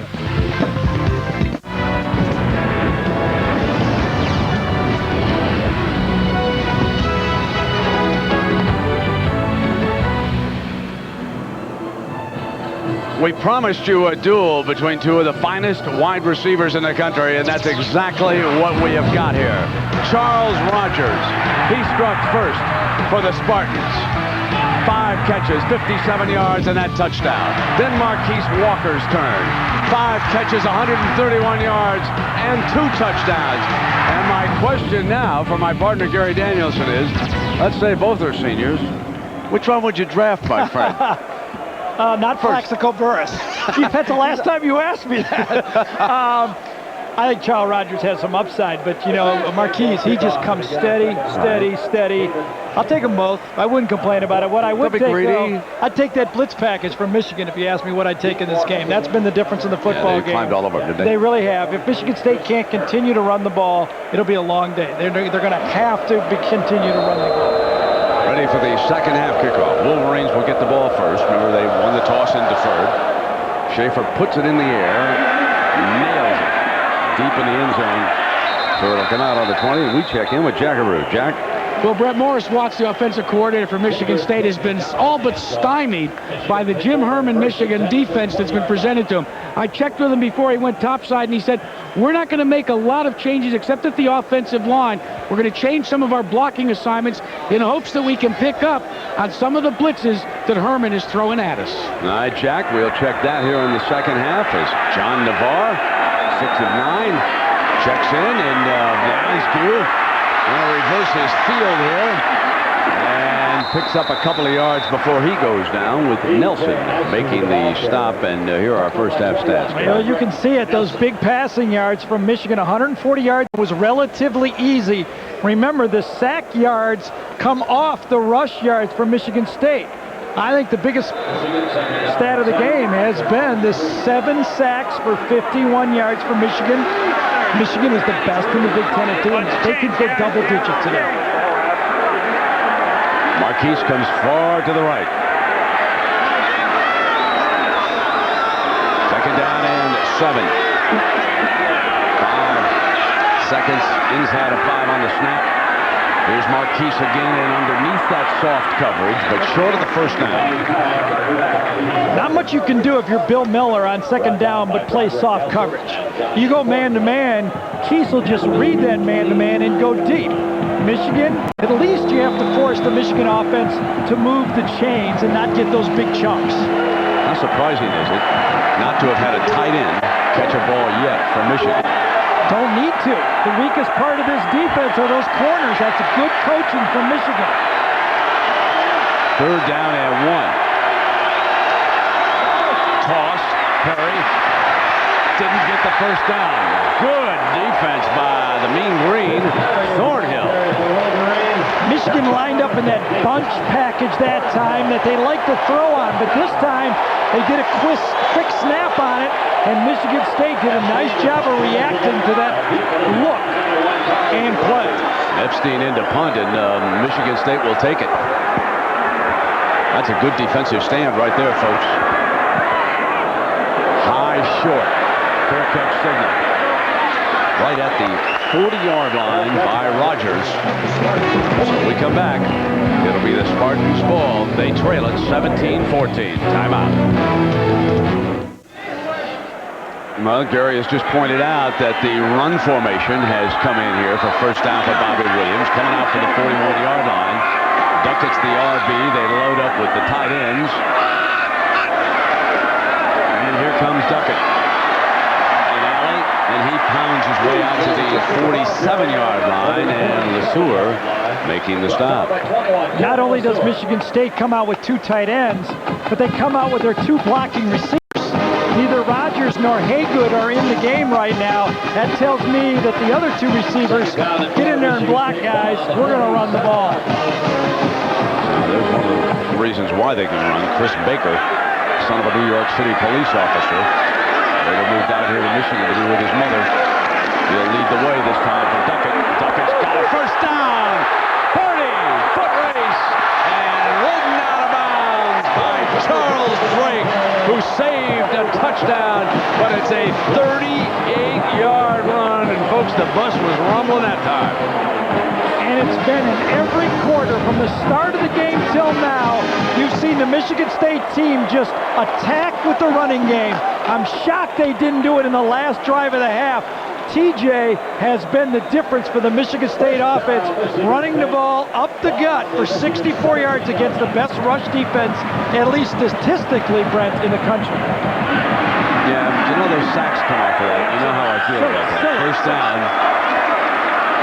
Long reach to Moss.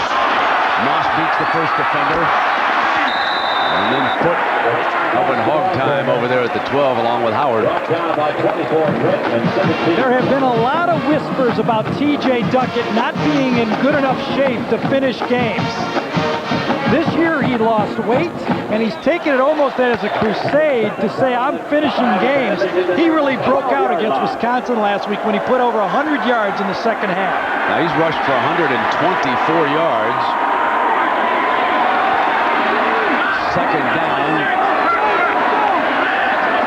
Hard to believe they'd leave him out too long, but they come back here with Moss, and he is stopped at the 10-yard line. Cato June jumping him there, and he's short of the first down.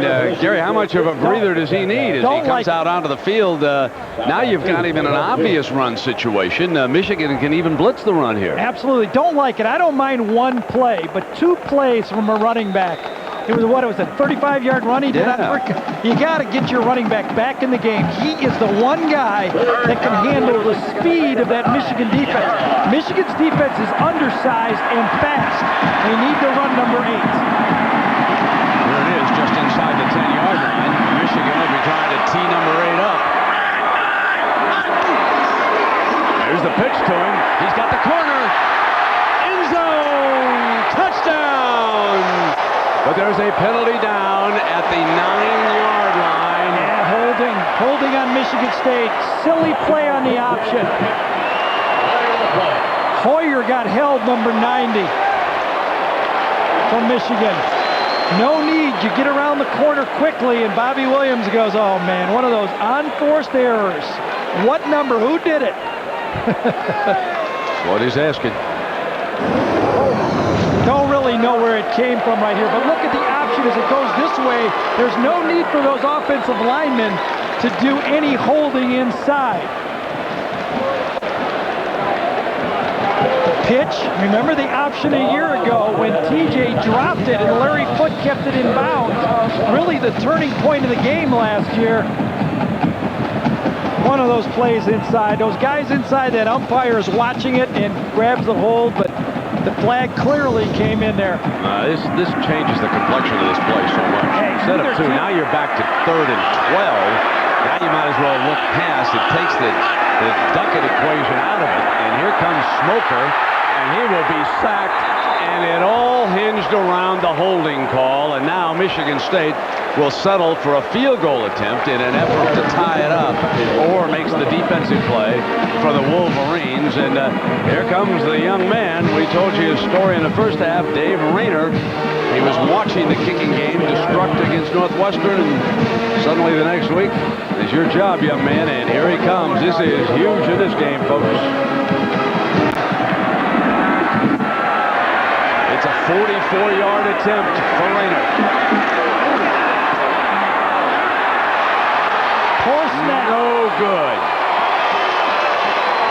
Snap by Tony Grant, and the Spartans misfire. Wow, they wasted a great drive. Timeout. Now it's time for our Morgan Stanley well-connected storyline. Marquise Walker, he is the player of the game offensively for the Wolverines, Gary. And what about Duckett? Thrown the ball at him 7 times. TJ, look at that, 124 yards. That's why Michigan State's in the game. I'm throwing the ball at Walker 10 times in the second half. Well, they've got him way out to the left. Nobody's on him. Now they pick him up. Nelson sprints out to take him on first down. Into the middle, and so Gary, your feeling is that Michigan's becoming way too conservative. They are. They do not have a big play running back. Their longest run of the year is 30 yards. Their longest touchdown rush is on a reverse by a wide receiver. The biggest mismatch on the field is number 4. They need to throw the ball to number 4. Michigan State does not have a good pass rush. They're last in the Big Ten in sacks. Calvin Bell, an extra wideout, checks into the game for the Wolverines. Ronald Bellamy. He's there with Bell in the big fight. Second down. Navarre fires high and almost intercepted at the 45 by Nelson, who has 5 interceptions this year, and number 21 had a shot at that one. Dropped it. Flat out dropped it. Perfect job Nelson did. He was in zone coverage. He had the short flat. He watched Navarre. Watch, John moves his feet, which is what you have to do. When Michigan's quarterbacks, especially Navarre, moves out of the pocket, he doesn't read the coverage, and that should have been a pickoff. Another missed opportunity for the Spartans. The Wolverines seem a little flat offensively. This is their second series here of the second half, and third down and 8.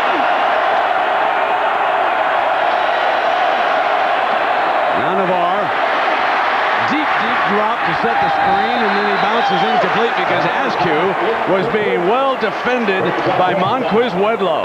Wedlow, the sophomore linebacker from Saginaw, did not give ground. 45 stuck right with him. Did a nice job that time reading. Michigan loves to screen the ball on 3rd and long. 2nd and long. Well, that's 2 3 and outs for the Wolverines, and Rogers would love to get a returnable punt here. Another bad punt. I think Epstein's being very cautious with number 1 back there. And inside the 30-yard line on the roll. Well, ABC Sports presentation of college football brought to you by Chevy Trucks, the most dependable, longest-lasting trucks on the road. Morgan Stanley, formerly Morgan Stanley Dean Witter. Move your money, get well connected. And Dell, enterprise systems that are easy to build, easy to own, easy as Dell. East Lansing, Michigan.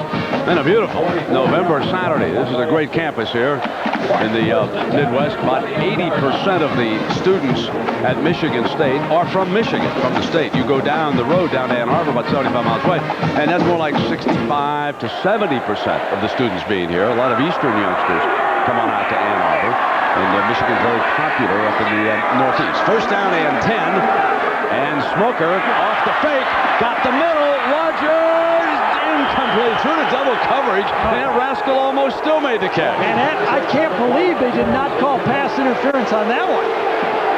I think Jack Arute must have heard it, or the officials saw it, because that ball was underthrown, and watch LeSueur grab Rogers by the shoulder pads. At least that's what I saw the first time. The ball is underthrown, and watch this. Just yanks him down with his right hand. Michigan dodged one right there. Crowd booing the replay. Second down and 10. It's like Lloyd said, how many are they going to call? That's right. And Bobby says, one more, partner. I just need a couple more here. Second down and 10 now. Terribly underthrown pass by Jeff Smoker. Had the idea, though. Line number 1 now runs the delay, and Duckett's got a huge alley. Plus lane to the 44-yard line. Mr. Bettis, there's another power runner coming. We're live here at Spartan Stadium. A 16-yard run for Duckett. The difference in this game, a career-long 57-yard field goal for Hayden Epstein. That's the scoring difference. Both teams 2 touchdowns apiece. Walker with both touchdowns. Duckett with 1 and Rogers with 1 for the Spartans. And now first down for Jeff Smoker. Spartans have the ball on the 33-yard line. 43.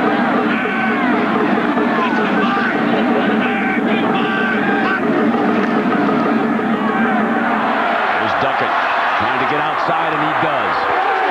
Across midfield. Up about 8 yards on that first down carry, and let's go to Jack Arute. Well, Gary Danielson, you were talking about the Michigan State Spartan staff wondering if T.J. Duckett could have the same sort of endurance in the fourth quarter that he shows in the first half of games. T.J. went to work in the offseason to improve on that endurance. Told me that he shifted from lifting heavy weights that added muscle mass to lifting light weights for more reps and to be a little bit quicker but stronger. Whatever he did, it worked. Second down and 2. Now Moss is cut off at the pass, and big difference when number 8's not in there. We talked about, Brent, what these two teams like to do. Number 1, run the ball with power. Michigan State has succeeded. 14 rushes. The big plays in the pocket happen because they've been able to run that ball. And remember, that's the sack yards off that list right there, too. Third and 3, and guess who's back? Mr. 8. Third down 3. Lines up about 4 to 5 yards behind Smoker. Here come, they're going to blitz it, and Smoker's going to keep it on that option. Cookson didn't get the first down, I don't believe. I believe he was down short of it as he was stumbling, and this will be 4th and a short. And I think Bobby Williams can think about it, but I wouldn't think too long. I think Carl Diggs just got Smoker's foot on that play. This is a good call. Crowd may not like it, but in a game like this, a 3-point game, you do not want to give the Wolverines the ball at midfield. I don't care what anybody says. You disagree with that, Gary? Maybe they got a fake here or something. I knew They're the underdogs. I think Friendly should go with... Oh, no, I'm sorry. Oh, come on, Al. Come on. He should have started shelling in that one game. Nothing wrong with that. Here's the punt. He's going to let this one bounce. Takes a Michigan hop, and Moss puts a hand on it. They're about the 17 or 18-yard line. We'll take a break. Michigan leads at 17-14. Timeouts. First and 10 this quarter is brought to you by Chevy Trucks, and Michigan would love to visit one of those Chevy truck first down lines here this half. Look at how poorly they've handled their first 2 possessions here. 2 3 and outs. And remember, Michigan State has scored a touchdown and had it called back. They have not been able to run the ball really well today, Michigan. They've only rushed for 64 total. And they're going to go to the 4 wide, put it into Marquise's hands. He slips the first defender and hammered down to 25. Josh Thornhill is out there defensively. Interesting wrinkle. Michigan State keeps their linebackers on as much as they can because they've already been depleted so badly in the secondary with injuries. They feel their linebackers are their best athletes and stay in there. Again, I'm going to throw the ball in the second half 10 times at Walker. That's twice. Got single coverage out there. Perry into the backfield. He'll get the call. There's your hard-charging first down out to the 30-yard line. So there is the first down this half for the Wolverines, who lead it now by a field goal, 17-14. Michigan has been living with trick plays this year. Reverses, reverse passes, double pass back to the quarterback, trick plays. They even had a fumble-rooski play against Iowa. Remember the fumble-rooski they ran last week? They have not dialed a trick play in this game yet. That was an old single wing trick. We'll show you that play against Iowa. Came on a third down. Ashby might have scored on it. Incomplete. Second down and 10. So it was third down last week at Iowa. They needed 9 yards. Now watch the alignment. Folks, watch the running back who stays man right there. Second man. Now watch him stay down. See him? Now see him? There he goes, out to the left. Now if he'd have stuck outside, it would have been touchdown Michigan. But instead, it was great catch, Marquise Walker, and touchdown Michigan. Old single wing alignment, and they pulled it off. And you see, now Carr's been around long enough. He remembers those old plays. He said, I used that back in high school when I was a head coach, and it worked. Second down and 10. Great fake by Navarro to set the screen. Dropped on the tight end screen, loose ball. That was a fumble. That was a big-time fumble. Jopru put it down and went scrambling after the loose ball that time. Benny Jopru came on the underneath submarine screen. A little bit of a finesse play for Michigan. One of those trick plays. Jopru goes and comes back the opposite way. All the action goes to the right. Navarre throws back and it was set up. He just drops it on forced error by the big guy right there. That makes it third and long. He's lucky he got it back.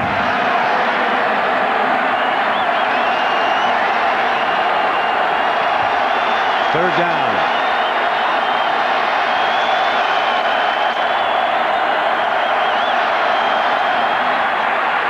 Navarre's in trouble.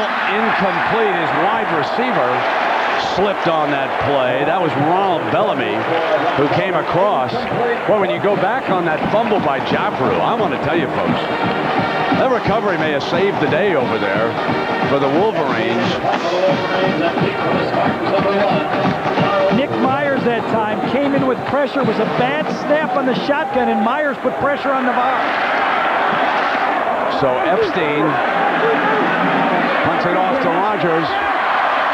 Rogers is ripped down at the 32-yard line, but there's a left guard by the name of Jonathan Goodwin who saved the moment for the Wolverines, the senior from Columbia, South Carolina. On that fumble by Jopru, the ball is loose, and he comes up over the top of the tight end to recover this. This is a great save here by Goodwin. Number 78, Goodwin's on the screen, and he comes back. Heads up, the only returning starter. Is that who gets it? Yes. Goodwin is the guy who grabbed it. Give him a star for that effort. There he is over there. The big fella did his job. He'll sit down now and turn it over to the defense. Michigan safeties continue to play deep on first down. Flea flicker. Smoker's going to get hit by Foot. Foot led the flea flicker all the way and buried him at the 22-yard line. You have to get out of that play when you see safeties 15 yards deep. That was not there. That was a forced play by Michigan State. Played right into the blitz package of Michigan. That is the 9th sack of the game by this Michigan defense. I tell you, they're going to go double digits. Play happens so fast and Foot is so quick. Slow plays don't work against this defense. They'll come back with Duckett, and stepping into the holes, Cato June beautifully on the powerful running back. Well, let's see. Before we go over for the Yankee dramatics of the 8th and 9th, a little football to watch tonight. How about Eli Manning and Ole Miss on the deuce? Which one you watching? Or how about, well, I'm going to watch the Mason Bowl, the Glenn Mason Bowl, Ohio State, Minnesota. The coach in Minnesota, he wanted the Ohio State job. That's his alma mater. Didn't get it. He almost got the Michigan State job, too. He was offered the Michigan State job, and it fell apart right at the last second. About 11:45 tonight, folks. You go over, you'll see another 9th inning home run. Here's Smoker. Blocked. And Michigan State is forced to punt. So the Michigan D takes charge on a great defensive series for the Wolverines. But I go back to that save by Goodwin. That may have saved this game. Well, a great series, but it all happened on first down with the flea flicker call. You get second and 20 yards, you're not going to pick it up against this defense. Not with that offensive line being so young. Boy, Gary, speaking of that World Series, you ever seen anything like that? I mean, I can't get over what happened in those Really two. can't. I don't think anybody else has either. I'm even staying up late to watch it. Yeah, that's how good it is. It's just amazing. Now they're going to give Bellamy a crack here. This Marquise Walker back deep. And it's fumble! Loose, and Michigan's got it again. 2 loose balls, both of them recovered by the Wolverines as Marquise coughs it up on the punt return. Tyrese Butler, I think, is the guy that got it. The one who had the big catch for a touchdown last week against Iowa. This play might even be bigger for Michigan. Walker off the fingertips was there, and the ball goes to number 9 on the bounce. Yeah, that was Nelson knocking it free and saving the day as Butler, and Gary mentioned that great 77-yard pass which set up a Michigan score last week. First catch of the season for him, and now they will run Perry to the 38-yard line. Now it's time for our Pacific Life game summary coming your way here from a tense, tight game. The Battle of Michigan, and Marquise Walker with one of his 2 scores, and then the Epstein 57-yarder, and it's 17-14 Wolverines. Michigan State has done a great job of stopping the Michigan tight ends in this offense. Second down and 7. Play fake Navarre. Deep drop. Interception. Underthrew Marquise Walker. And the Spartans are inside the 40 as Duran Bryan has one tossed right to him. Not a good throw by Navarre. One of those finesse plays, Michigan trying to get the big play. A play-action pass, trying to go deep. He never saw that corner fall off. You'll see Navarre, play-action pass to his right, comes back and tries to hit the crossing play, but there's that corner standing right there. Navarre never saw.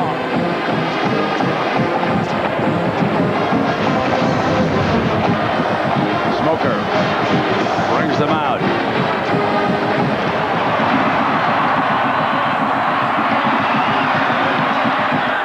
Duckett's the running back.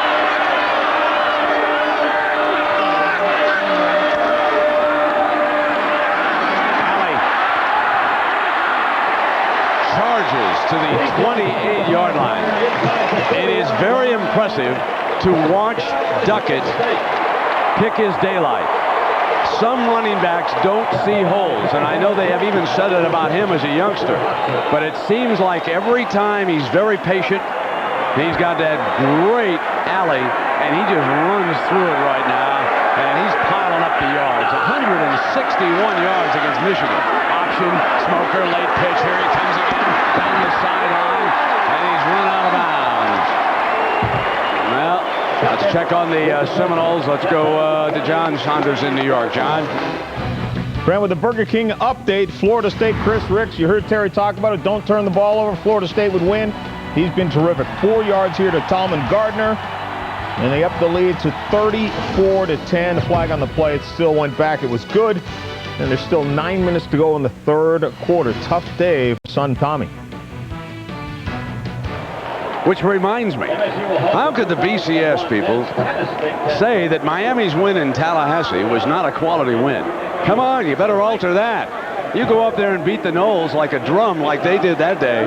They deserve some credit for that. My goodness. Cato June is shaken up, and again a reminder, and let me bring Gary in on this Monday nighter coming up. We've talked about the bad blood between Shanahan and Al Davis. Talked about the matchup between Greasy and Woodson.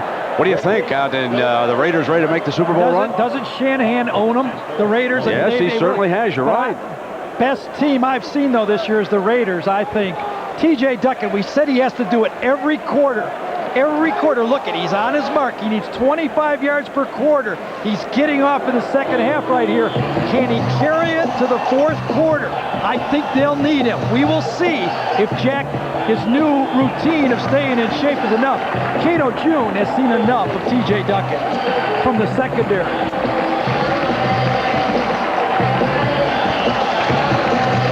Charles Drake, one of the safeties.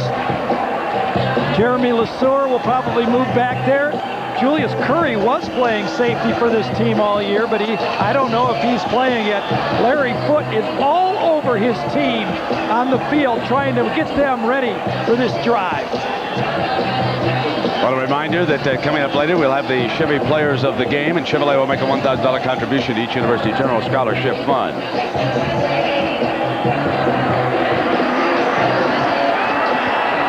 Wonderful job, Brent, by Jeff Smoker on the option play today. Here's second down and 5. Rogers been quiet so far this half. He's been shut out. And why not? They're keeping on the ground. Duckett's got the corner. Pounding defensive backs. He's just burying him when he gets to him, and that time it was LeSueur's turn. You love it. He didn't go for the sideline. He didn't go out of bounds. He saw LeSueur and said, you know what? You're going to have to stop me because the bus is not stopping on the 12-yard line. He is so much better watching in real life than on film. Look at that. That is inspiring football to a football team, a back not going out of bounds. Every now and then you got to get a new bus into your bus line. And here he comes, inside the 15-yard line. This time he's stacked up pretty good in the middle. Didn't Bettis grow up in Detroit too, Gary? Detroit Mackenzie High School, went to Notre Dame. He's another guy that, he just got better and better with age. Yes, he did. He was a fullback at Notre Dame, and he just got better. TJ broke into the scene so well, and I think he got frustrated a little bit. He had those big yards as a freshman. He thought it might just keep going. It kind of dipped for him. I think he looks better than I've seen him in 2 years. Second down and 10.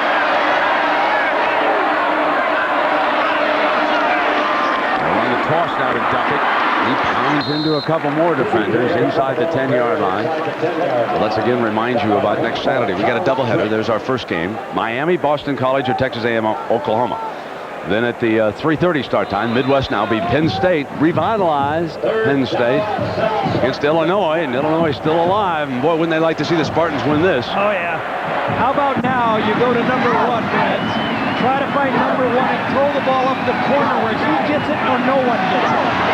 Yeah, that'd be Smoker's first completion if he can hit one here, Gary. He's 0 for 2. Bottom of the screen right there. Third down and 7. Smoker's looking the other way. Middle, got Baker, fumble, and he goes right on top of it, short of the first down. On an incomplete. Oh, wow. I thought for sure Smoker's right. I thought he'd pulled it in and turned and fumbled, but the officials normally, and they'll give the benefit of the doubt to the no catch on that. Actually, as the tight end goes right up there, double coverage from the safeties to the outside to the receivers. This is where the ball should have been thrown. The ball was caught and hit by Larry Foote. Nice job by Larry Foote getting there just as he caught it. Michigan State caught a break earlier. They caught a little bad one there. Well, now, the young man's got a makeable one here, 27 yards. Missed on 2 long ones. And so he ties the game. With 12 seconds to go in the third, we are deadlocked at 17. Looks like, Jack, we may have some more footage for your historical file, my friend. Yeah, Brent, we got to give equal time to the Michigan Wolverines, so let's go to 1996. The Wolverines scored 2 touchdowns in 9 seconds. Count it, 9 seconds apart. And they beat the Spartans in Ann Arbor 45-29. And the big house was rocking that afternoon, wasn't it? So the interception results in the game-tying field goal. We've had only one turnover in this game. We've had 6 penalties, 4 of them against Michigan. Michigan State with 264 yards of offense, and they'd have a lot more except for those sacks. Remember, the sacks are subtracted from their rushing total, and they've been sacked 9 times for 68 yards in losses. Yes, Brent, there is no way you can win a game, I believe, when you get sacked that many times. This running game is doing much better than I ever would have thought. You get 9 sacks, you usually lose. Joe Perry out as a return man, along with Marlon Jackson.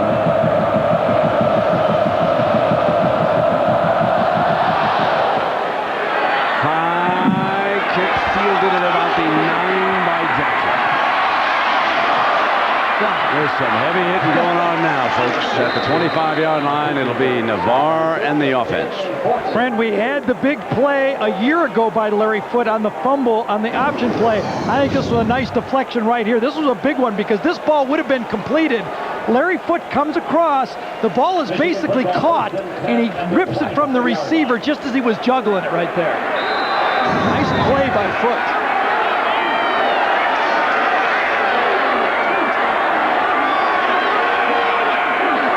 First down and 10. Great hit. Thornhill broke across. Josh makes a great play in the backfield. So the third quarter comes to an end. Good one in East Lansing. Back after this message and a word from our ABC station.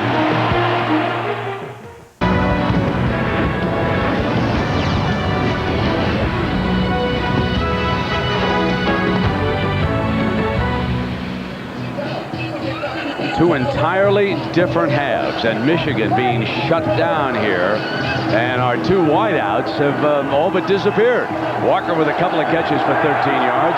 Rogers being shut out. So let's see what the Wolverines come up with here.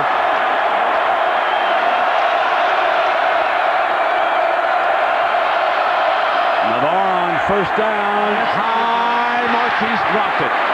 Marquise, it would have been a difficult catch, but he makes catches like that as he leans back to the left-hand side, and we hit the top of the hour with Gary and Jack. Tom Brenton, nice to have you along with us because we've had an offensive lineman by the name of Jonathan Goodwin perhaps save the day on a Michigan fumble up over the top.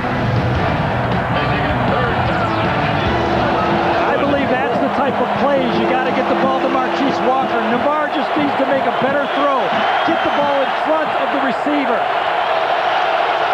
Third down and 11. And here's Navarre. He's got all day. Throws deep. Bad pass. Intercepted. The 30-yard line. Goodwin makes the stop on Bryan, who makes his second interception of the game. And the Spartans are in business.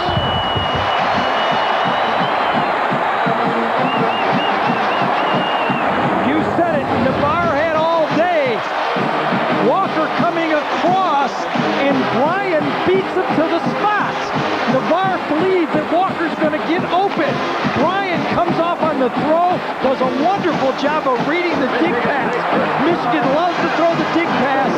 Good coaching by Bill Miller getting ready for that play. Make Duckett the favorite on first down. Absolutely. Spartans with the ball at the Wolverine 30. Deadlocked at 17. Here it comes, and great defense that time. And the Wolverines with Orr, number 53, jumping all over him. One more look at the interception. You'll see him come down. This is the interceptor. Kind of baits Navarre. He's setting in zone. He pushes one guy, and then he goes and follows the receiver right here. As Walker comes, Navarre believes he'll beat him across the mark. You see Walker had to stop, and Bryan didn't. Good adjustment by coordinator Jimmy Herman on this last play, going to one of Duckett's alleys and bringing Orr across into that daylight. Second down, short drop, Smoker, and Rogers Rogers can't hang on. Made a diving attempt inside the 25-yard line, and it'll be third down. And you would think that Michigan State would need some yards for their young field goal kicker. Hoyer's limping off number 90. One of those down linemen for Michigan hurt his ankle. Victor Hobson, the linebacker, did a good job of cutting off Rogers that time. The linebacker took away the slant, and Rogers stopped on the play. They need 16 yards for a first down. They have to reach inside the 19-yard line. Smoker's still looking for his first reception of this half.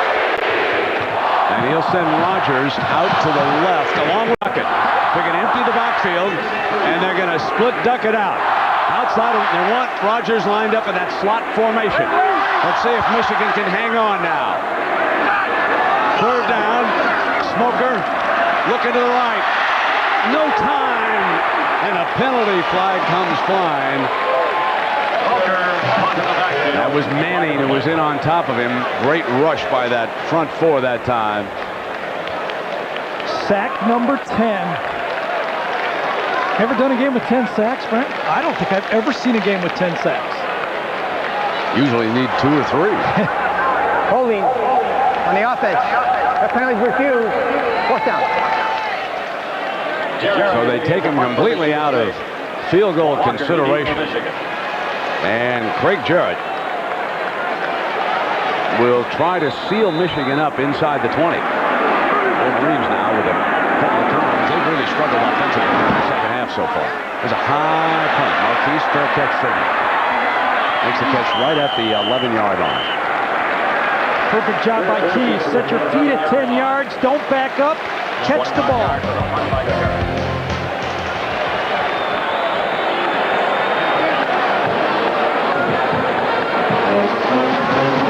13:43 to go here in the fourth quarter. Michigan and Michigan State are tied at 17 with Gary Danielson and Jack Arute. I'm Brett Musburger.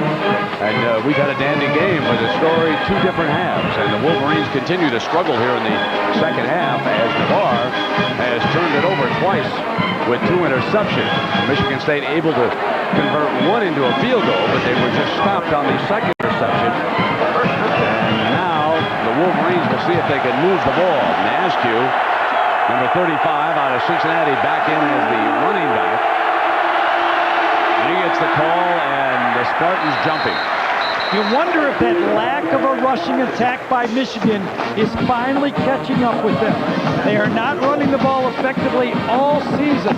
Not like a Michigan team of the past. This team's only getting 138, and a lot of it is in those reverse and trick plays. There's the rushing yards this half, and the Wolverines limited to only 14 yards on the ground.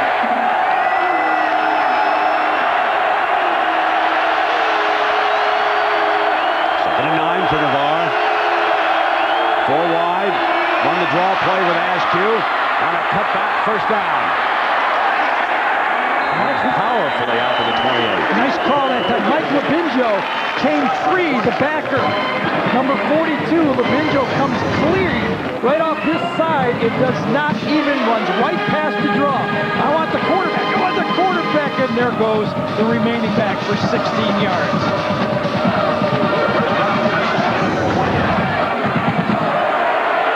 Averaging better than 6 yards a crack. Now Navarre on first down, a short drop, and he puts it into Bellamy's hands, and I believe that's number 19's first catch of the game.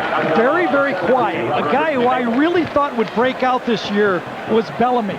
A highly thought-of player, great upside potential. Seems to have disappeared from the Michigan offense as Marquise Walker has become more and more effective.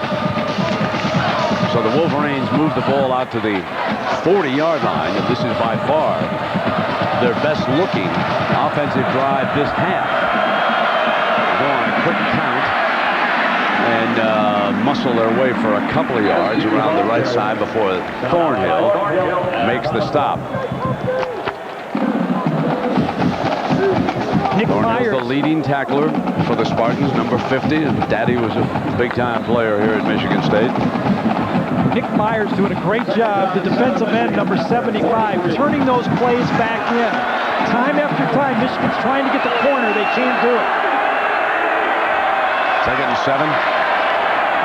Navarre goes underneath and was well read on the corner as he put the ball in Calvin Bell's hands, and now he's starting to spread the ball around, not looking just for Marquise Walker. But this will be 3rd and short coming up for the Wolverines, and you would think that at a certain point in this game, we are going to see one of these 3 tight ends break open for a big first down. They like to run the little play action with one tight end in the flat and one tight end running an option play over the middle. Too many men on the field. They're going to take one of the tight ends out of that huddle. The clock is running down. They've got about 5 seconds. Play fake. Navarre rolls hard, throws deep to Marquise, who's covered. Incomplete. That's tremendous coverage by Broderick Nelson. Now, as decimated as this defensive backfield is, remember that Nelson was the starter all the way for this team, and he looks it here. He really did. He started in place of Cedric Henry the very first game of the year, so he's been there. He's not the guy they wanted to start with to start the season, but he's the one lone survivor back on that secondary. Tied at 17. Curious call by Michigan going deep there. Epstein. Here's Rogers with the fair catch. At the 19-yard line, it will be Michigan State's ball. 11 minutes left in regulation. Deadlocked at 17. Timeout. Keep an eye on Illinois. Trailing 13-0 today. They rallied for 38 points to beat Purdue. They're chasing Michigan, a team which beat them earlier. So that is a team to keep in mind when all of these BCS bids go out. Remember, there's 2 at-large berths. You can only have 2 teams for one conference. So Nebraska, Oklahoma, and Texas, one of them's got to give way. That leaves a spot open, and the Illini could be in hot pursuit. Smoker, incomplete. And now let's talk about how Smoker has played here today. He has played well because he's been chased all day, and he has not made the big mistake. You get into a game getting sacked 10 times, Brent, you got to admire this quarterback because there's nobody left behind him. He's still looking for a reception this half. That's how tough it's been. Look at that. 17 times he's been hit, and he's been sacked 10 times. There's 2nd down and 10. No partying for Smoker tonight. Back he goes again. Gonna go one-on-one. Rogers reached out and grabbed it. Oh, what a catch by Mr. Rogers. Oh, my goodness.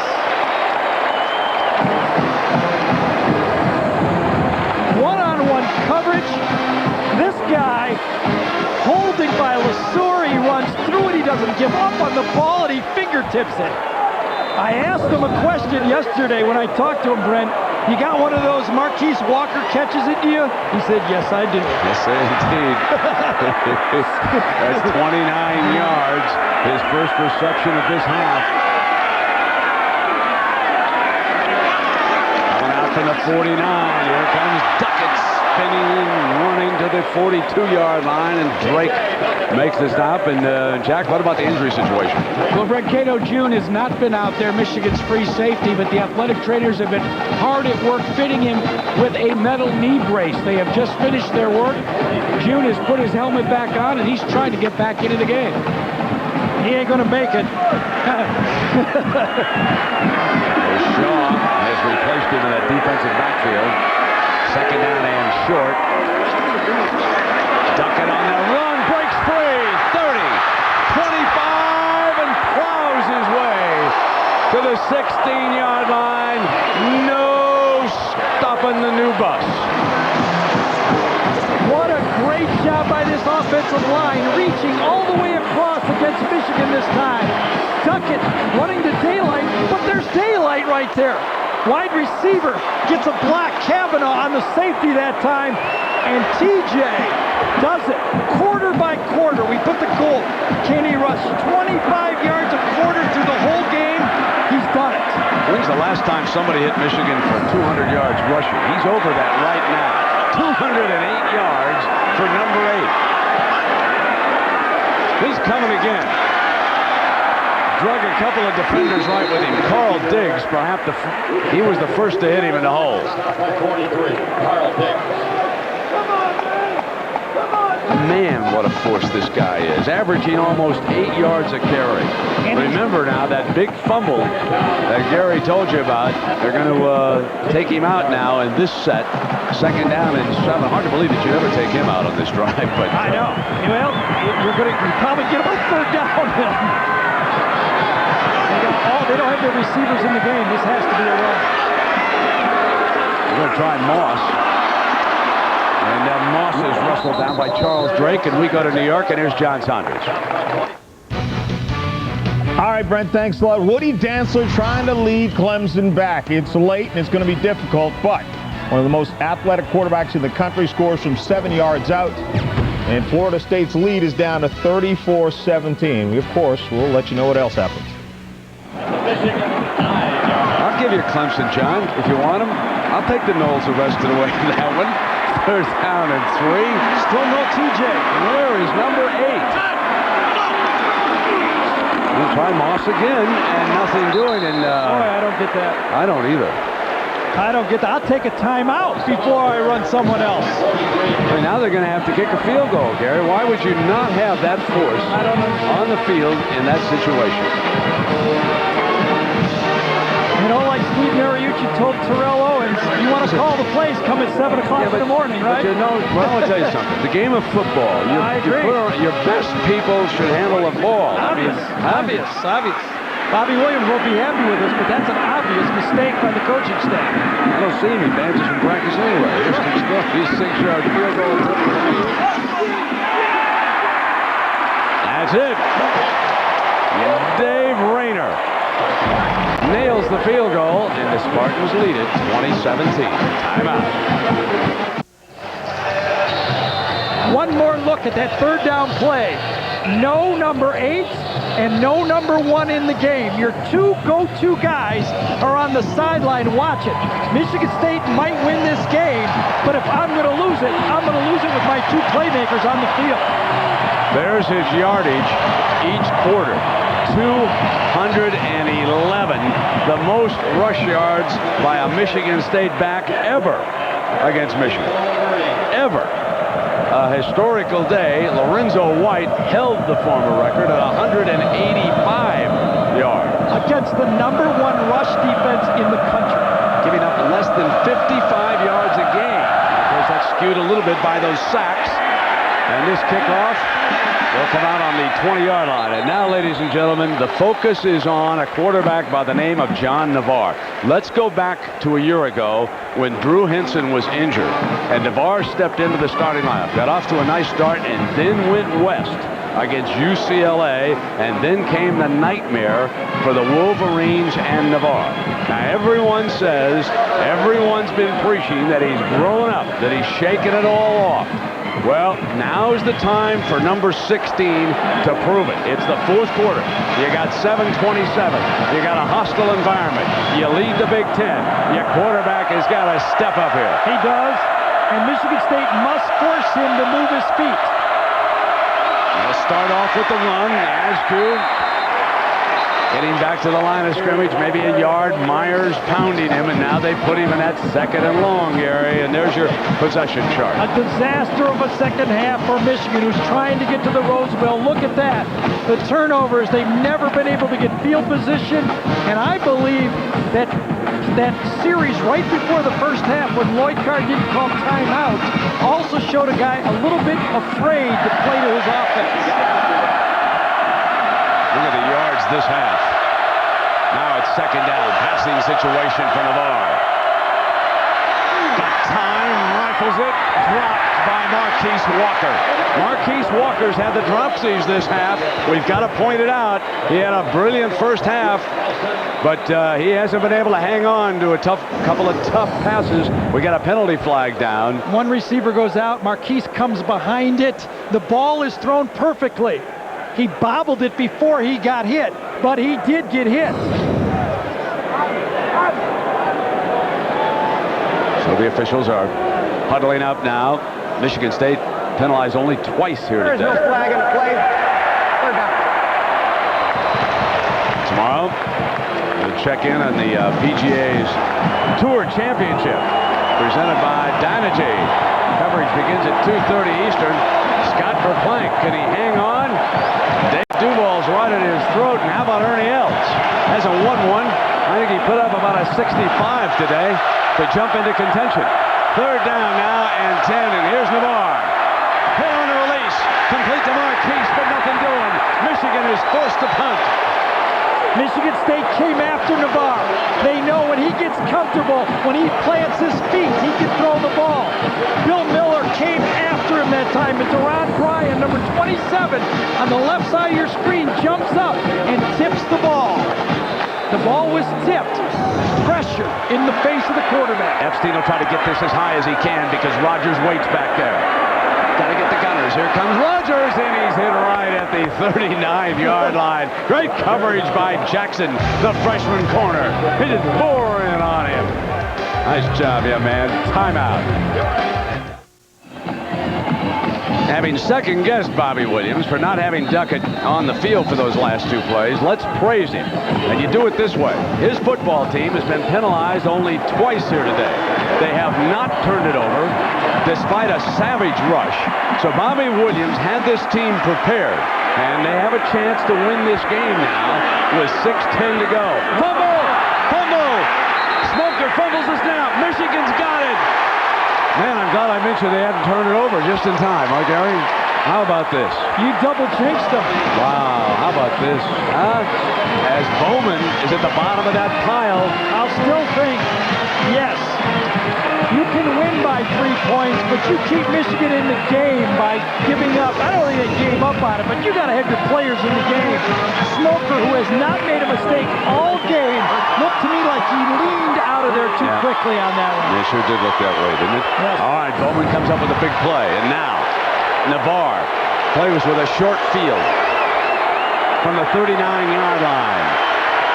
Perry is the running back for the Wolverines. Here comes the end around. Navarre leads the way. Inside the 20-yard line, Calvin Bell. So the end around lights a fire under the Michigan offense. Their best running play by far of this half, 22 yards. This has been the story of the Michigan season. The plays, the trick plays has bailed them out. It bailed them out against Illinois. And in this game, when they've been unable to run the ball, they found a way to do it. Remember, this offensive line for Michigan has 4 new starters also this year. Into the red zone, Navarre and the Wolverines. Got one-on-one. And Michigan jumped it. Movement all over the place, and the time permits. Stay tuned for the Thrifty Car Rental post-game report featuring scores and highlights from across the country. Prior to snap, dead ball. Ball starts, offense. That's a big mistake. Penalty, go first down. Michigan State was coming that time. Had Marquise Walker one-on-one against one of those young corners out there. I'm sure Stan Parrish, coordinator for Michigan, saw that. Now remember now, Michigan has a terrific field goal kicker. Hayden Epstein, in case you weren't with us, kicked a 57-yarder in the first half. So if this bogs down, they've got the leg, and Navarre was pulling out a little quickly too, but he got away with it. Goes end zone overthrew Marquise Walker. Marquise broke his route off. Broke his route off. That's a flag route to the corner. Marquise thought he was covered. He cut underneath. Navarre threw the ball way before. He never really was on the same page.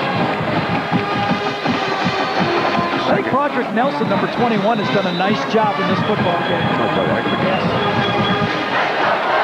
Second down and 15.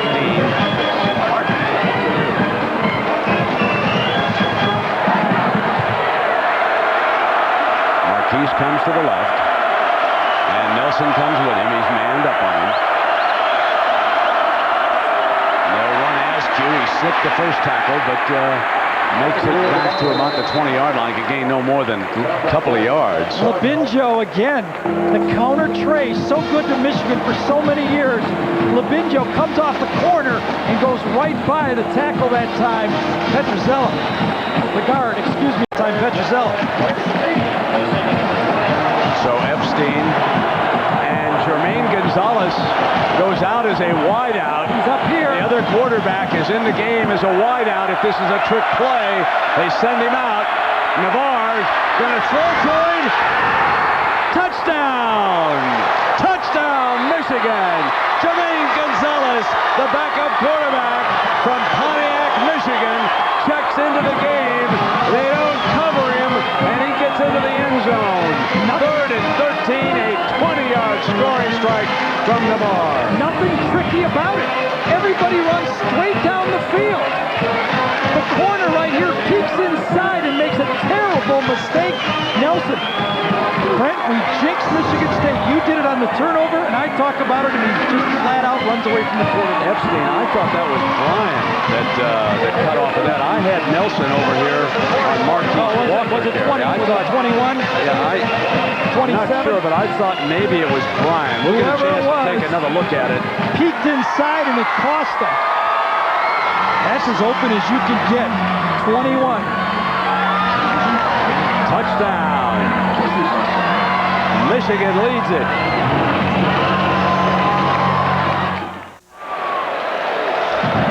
There is backup quarterback Jermaine Gonzalez, also an outstanding basketball player. How's that for being in the game for one play, Gary? He made it count, didn't he? Oh, the young secondary for Michigan State really turned them loose. So after the fumble, now the heat's on with 4:40 to go.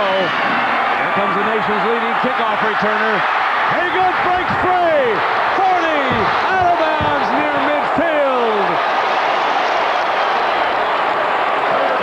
Jackson, the freshman, saves a touchdown. The ball is squibbed this time, just the way you're supposed to do it.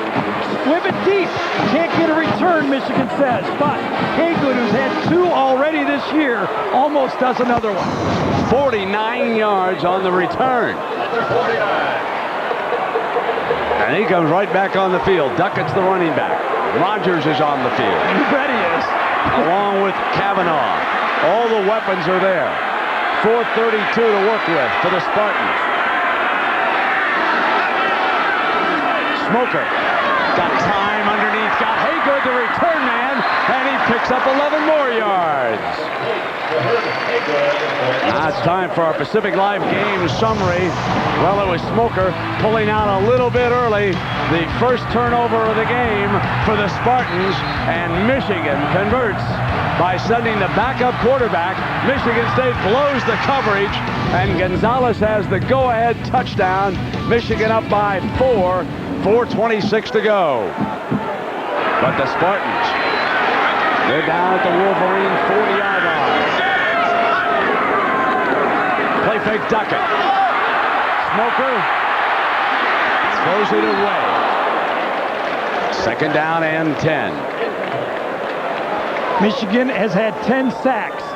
1 more, and they might win the game. Charles Rogers, number 1, looks open down the sideline, but there is a safety back there. Smoker saw him, and he did not go deep down the field. 2nd down and 10, Michigan State. 2nd down and 10. Rogers goes over to the left. Split out to that side.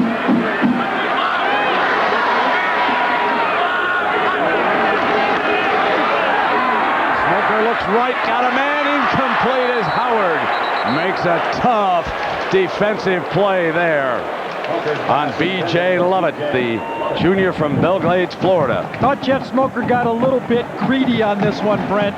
He had Rogers open, wide open, coming underneath that play for an easy pitch and catch. Rogers starts left and it comes right across the formation, and no one really covers him. He's wide open, and Smoker took the tough throw instead of the easy throw that time. Notre Dame can tell you that Jeff Smoker's pretty tough right about here. 3rd down and 10 right now. Spartans trailing by 4. 5 wide, empty backfield. Duckett has it knocked away by Foot. I mean, Foot really went after him on that far sideline, and it's 4th down and 10. What do you do here, Gary? I punt the ball. I'll tell you what, that was the worst throw of Jeff Smoker for the game. Didn't set his feet. The ball went high. Larry Foot's giving him the completion. You can't ask your tailback to make a catch catch like that. That's the second big play Larry Foote has made in this game. Spartans will use a timeout. Oh, that surprises me. There's their first of 3.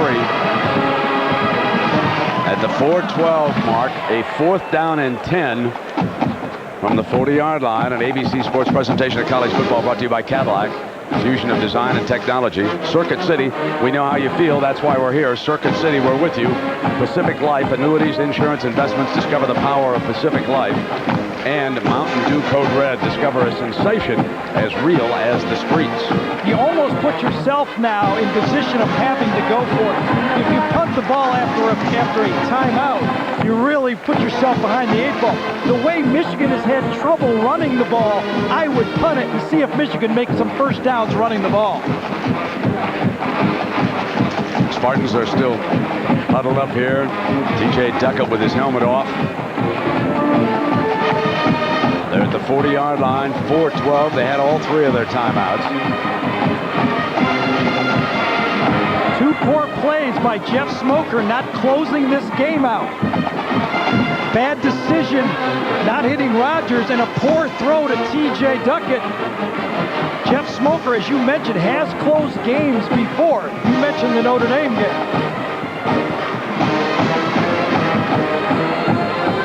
Now here's the play that we told you about a year ago, right down the middle. This season he hit Rodgers, and so he burned the Irish a couple of times. Charles and now Rodgers, Jared Trot's on the field. Rodgers is in the game, though. Remember, they pulled the... So they... Here's Rodgers coming in motion through the formation. They threw out of this in the first half. There's a penalty flag. And the clock may have expired. Not a big penalty for Michigan State. They're still going to punt the ball. The loss of the timeout is more critical than the penalty here. So we'll set the play clock. I don't want to confuse anyone. That pass we showed of Smoker was this year's pass. Yes. Against the Irish to Rodgers. Not start. Ignore the flag. Since there was a timeout, we're going to set it up again.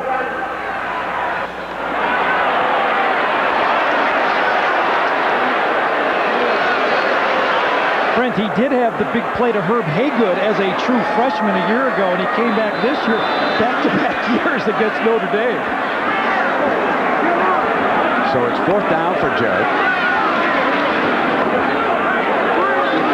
Marquise Walker back deep for the Wolverines.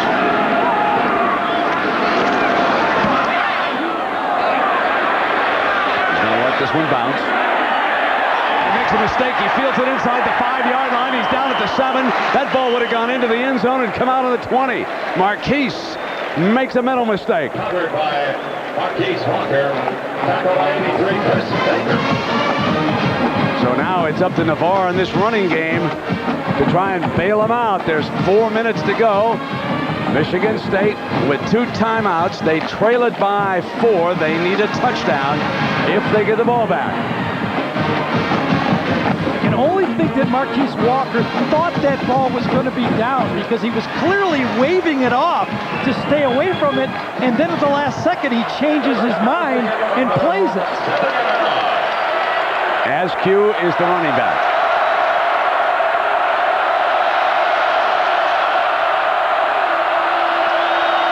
Here's Askew to the 10-yard line, picking up about 3 yards.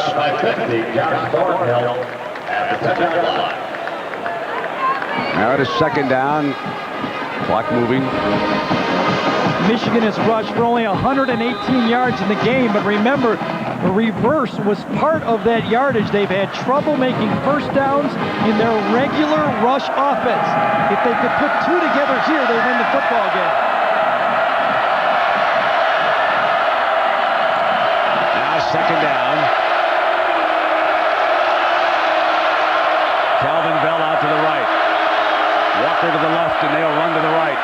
Askew, he is ridden down about the 13 or 14-yard line by Myers. And Michigan State will take a timeout.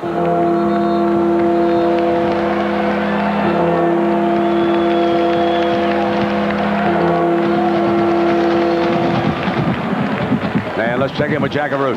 Brent, let me take you back to 1990. You want to talk about a close game. Michigan was ranked #1. The unranked Wolverines were there. This is a 2-point conversion to Desmond Howard. Did he catch it?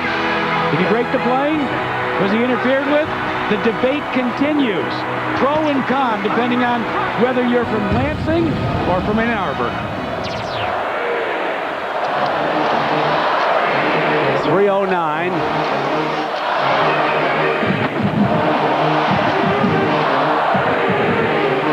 Bobby Williams knows one stop and he gets the ball back. Michigan all day, trouble converting on 3rd down. Do they throw the ball to the tight end and go for it, or do they run the ball? The difference in the game, a little bit of trickery. Lloyd Carr sends in his backup quarterback as a wide receiver. Coverage mistake, and Jermaine Gonzalez, the redshirt freshman, is all alone. That's the only play that he's been on the field today, and it's a whopper.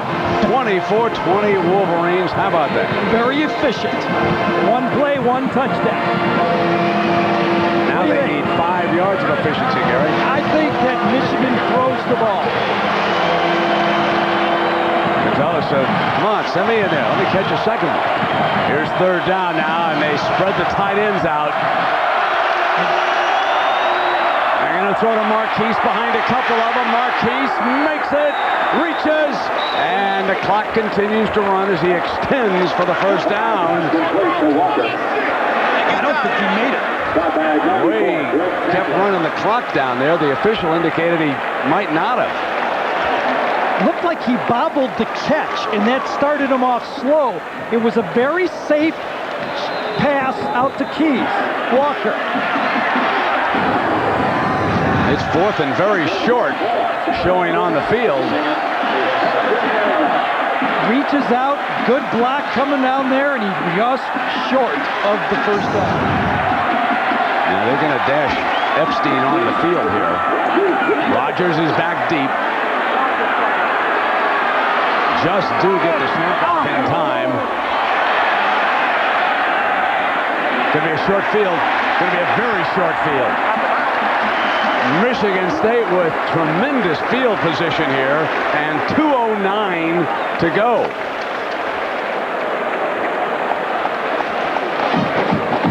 Well, Foote, the outstanding defender. Can he make still another big play? It has been Larry Foote here on Baker, the tight end, then Duckett, the running back, and number 17 has made his presence felt, and here he is, the ringleader of this Wolverine defense. 1st down and 10 now for Smoker. Inside the 45. Sacked at midfield, the 11th sack of this game. That one by Orr. Michigan thought one more sack and we can win this game. Michigan State and Morris Watts came back to that pass with Rogers crossing shallow across the field that Smoker didn't throw before, and this time he didn't have time to get it to him. 2nd down and 16. Waits to clear and then throws it out of bounds. And we check in for an update on Stanford. Here's John Saunders. Well, Brent, the Cardinal may be about to do it again, facing Washington down by 8. Brian Allen from 8 yards out takes it in for the touchdown. They need 2 for the tie. Chris Lewis, and you want to see a great leaping grab. Teo Johnson goes up and grabs one he has no business getting to. Ties the game at 28 apiece. Meanwhile, Florida State still blowing out Clemson 41-20. The cardiac cardinal, if you will. Man, what a backup quarterback Lewis is. 3rd down. Here's Smoker. Pulling back, waits. Nobody can clear. Comes to the right, wants a receiver to work back. He'll come underneath the Duckett. It's bobbled incomplete. 4th down. He couldn't get a deep man to work his way back as he was trying to get help on that. LeSueur is down for the Wolverines. Rogers is double covered out there, bumping and Michigan is playing a zone coverage in the middle. Larry Foote was 20 yards deep in the middle of the field that time, playing anybody that crossed. You'll see Foote, that's him right in the middle of the field. Anything that happens, the former strong safety from high school and now converted linebacker is used to playing in space.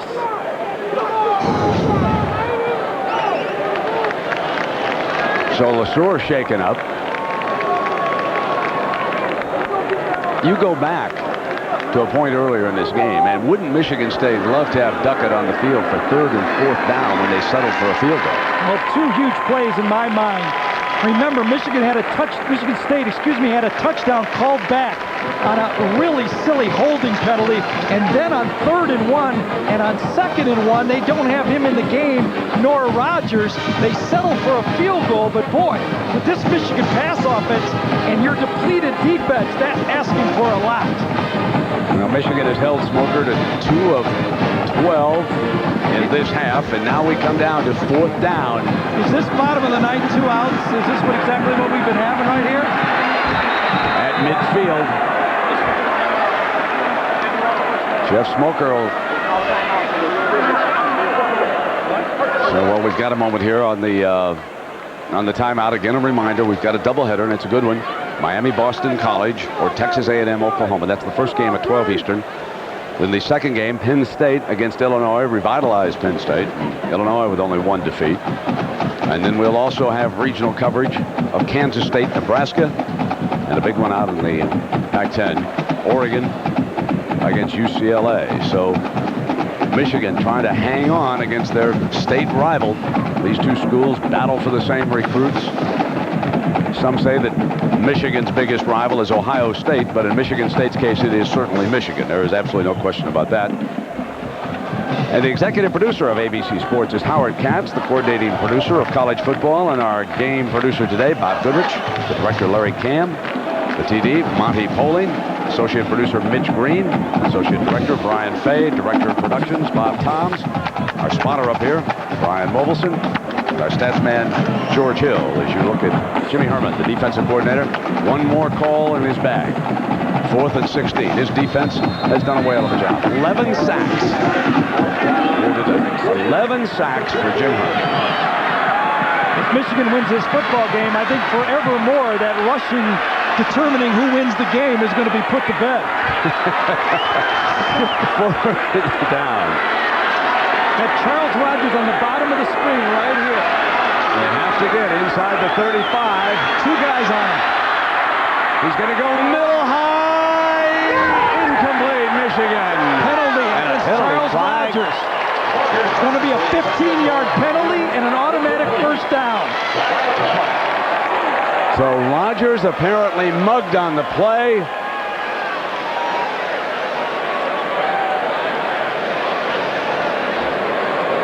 I think he just asked him what he call holding or interference. I think that's what he just asked the linesman over there, which makes a significant yardage difference. There'll be a fresh series of downs either way, but there's a huge difference here. Michigan put 2 players on Rodgers. Personal foul, absolutely. That's what I thought.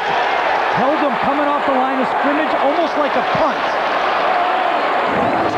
Almost like a punt formation. Michigan puts 2 guys on Rodgers. LeSueur grabs his face mask right there. That's the call. Well, there's no question. Absolutely. That was not even defensible. No, it wasn't. Huge play. The game is over. The ball is spotted at the 35-yard line. 1:18 to go. The Spartans have 1 timeout remaining. They're down by 4. Must have a touchdown. Here he goes. Rodgers juggles it. Incomplete. Cannot throw a ball any better than that.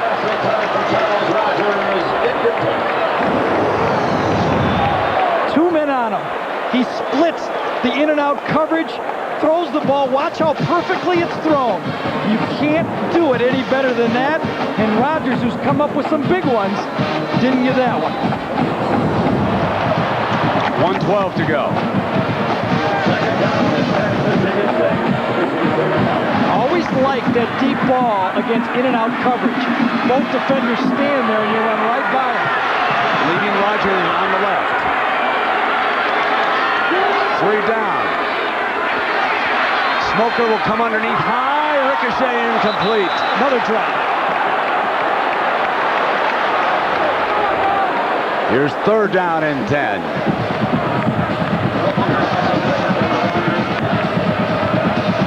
Coach Williams and the Spartans. I'll come back to him again. Can't drop 3 in a row, can he? You wouldn't think so. I'm surprised he dropped a couple in a row. Haygood will be the slot man on the right.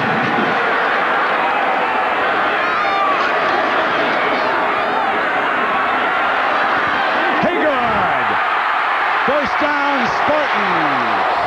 So they work the slot man from the right side, and now a minute to go, and a first down after the 17-yard gain.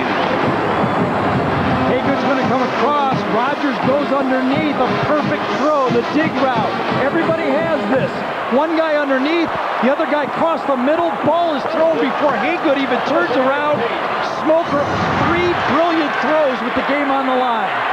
Ivory McCoy, number 85, checks in as a second tight end. They go empty. Smoker looks right, can't get it off. Sack number 12. The dirty dozen, and that one for Bowman. Michigan State still has their final timeout, and they use it. So we've got a flag also. Might be too many players on the field for Michigan. That's where that usually comes from, in the back, and he's got the referee is rounding them all up and won't let them leave the field. You see, Lloyd, they're counting. They want to make sure there's just 11. Look at the official. He will not allow it.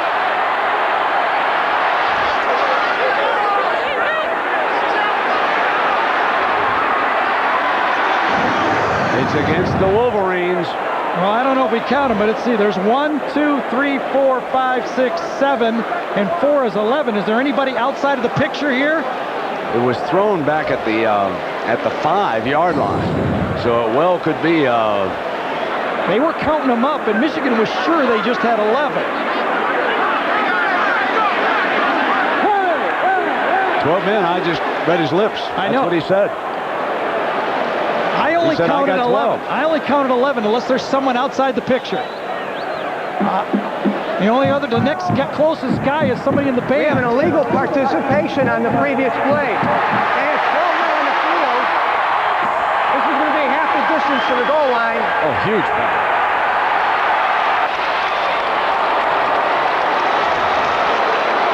Lloyd asking him, "Are you sure?" Are you and if you're sure? sure, he said, "Okay." Can you imagine if it's just 11? Let's count. 2 huge penalties. One. Is there somebody outside the frame? Because there's only 11. Yes, there's the 12th back there in the corner of the frame. Yep, right there. I saw 12 people. Nice job, guys. Down in the truck. We saw the leg, and now it is. You got to get one of those wider screens. This is what we need. That guy was hiding back there. So the ball is spotted right down. You had to assume that official was right. I mean, you count that from that back judge every time.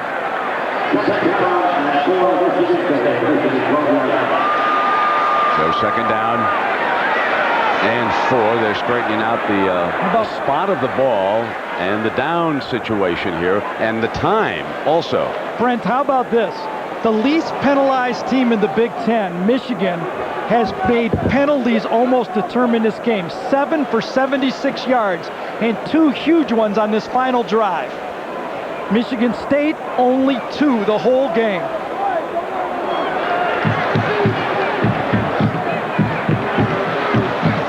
Well, we've got a moment. Let's tell you about our Chevrolet players of the game and in recognition of their efforts.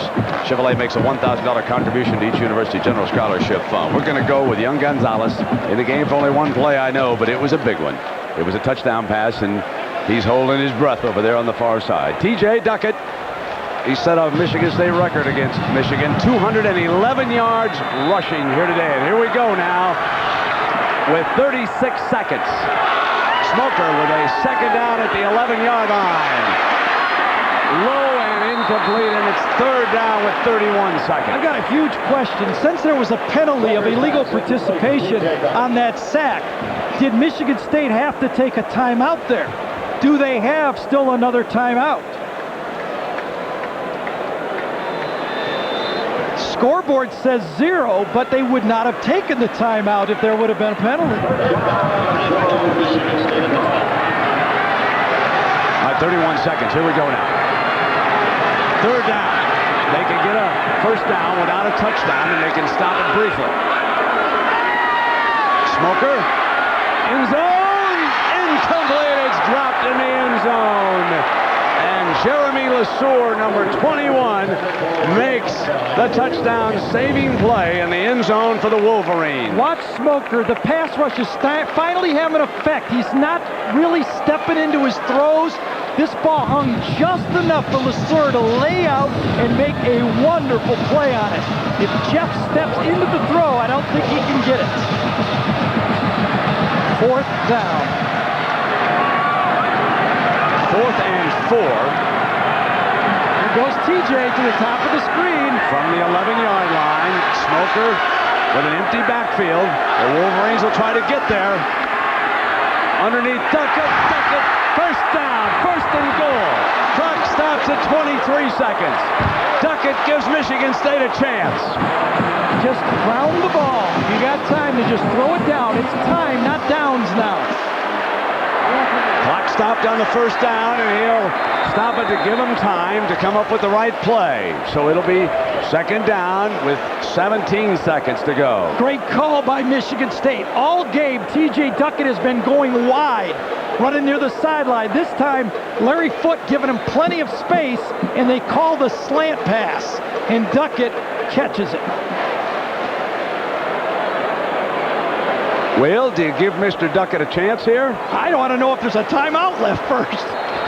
Otherwise, they're going to have to throw. If they're out of timeouts, and now Michigan will take a timeout, and that helps them out a little bit. But if they're out, they got to throw the ball into the end zone. Remember, they've got to have a touchdown. They do. Field goal doesn't do them any bit of good. With 17 seconds to go.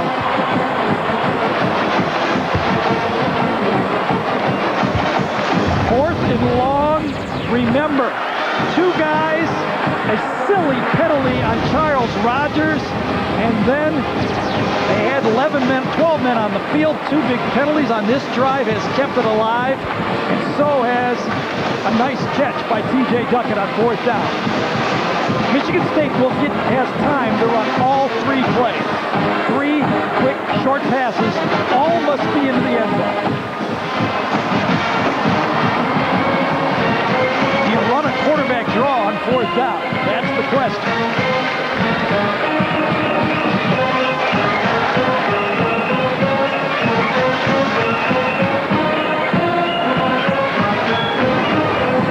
One more look at the 12. There's 11 right there as you run the play. Plus 1 equals 12. There's the penalty.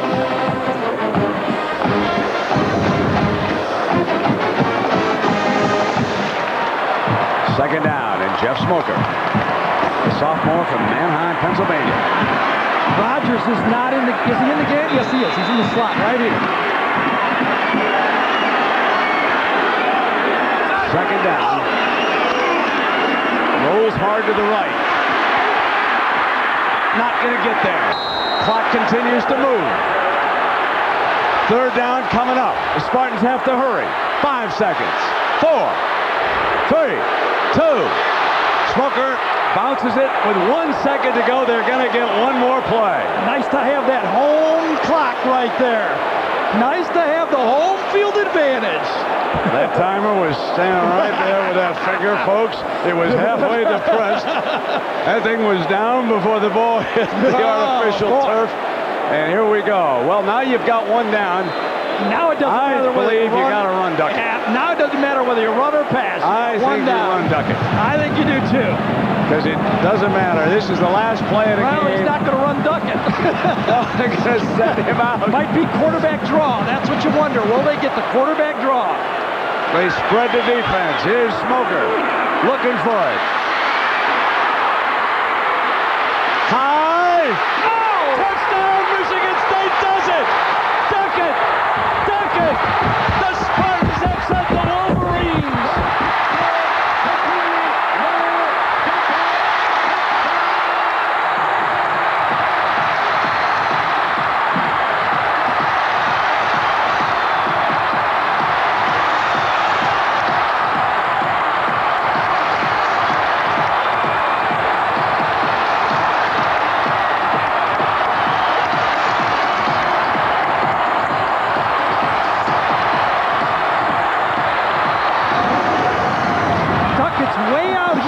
And he catches it way over here. This ball was lobbed, and there were Michigan players in between. Look at this guy right here. He's in between. TJ has his hands up. The ball is lobbed, and not enough vertical from LeSueur to get it. Martinez, Brocious, and now Smoker.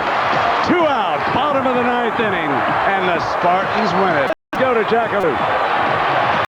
Describe how you feel right now. Man, I'll tell you what. I'm so proud of these kids. They fought, and they played the game.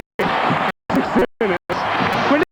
When they came down there with the turnover, turning for the touchdown, what did you tell your squad? I just told them to keep playing. 60-minute game. I tell you what. I'm proud of these guys, man. Congratulations, guys. One of the great ones and a great rivalry. Michigan State upsets Michigan. And now the Spartans have won 4 of the last 5 games played between these two rivals in East Lansing. ABC Sports is online at ESPN.com. Keyword ABC Sports. Don't forget Monday Night Football, the Broncos and the Raiders. This is ABC Sports continuing the tradition of excellence. So long, everybody.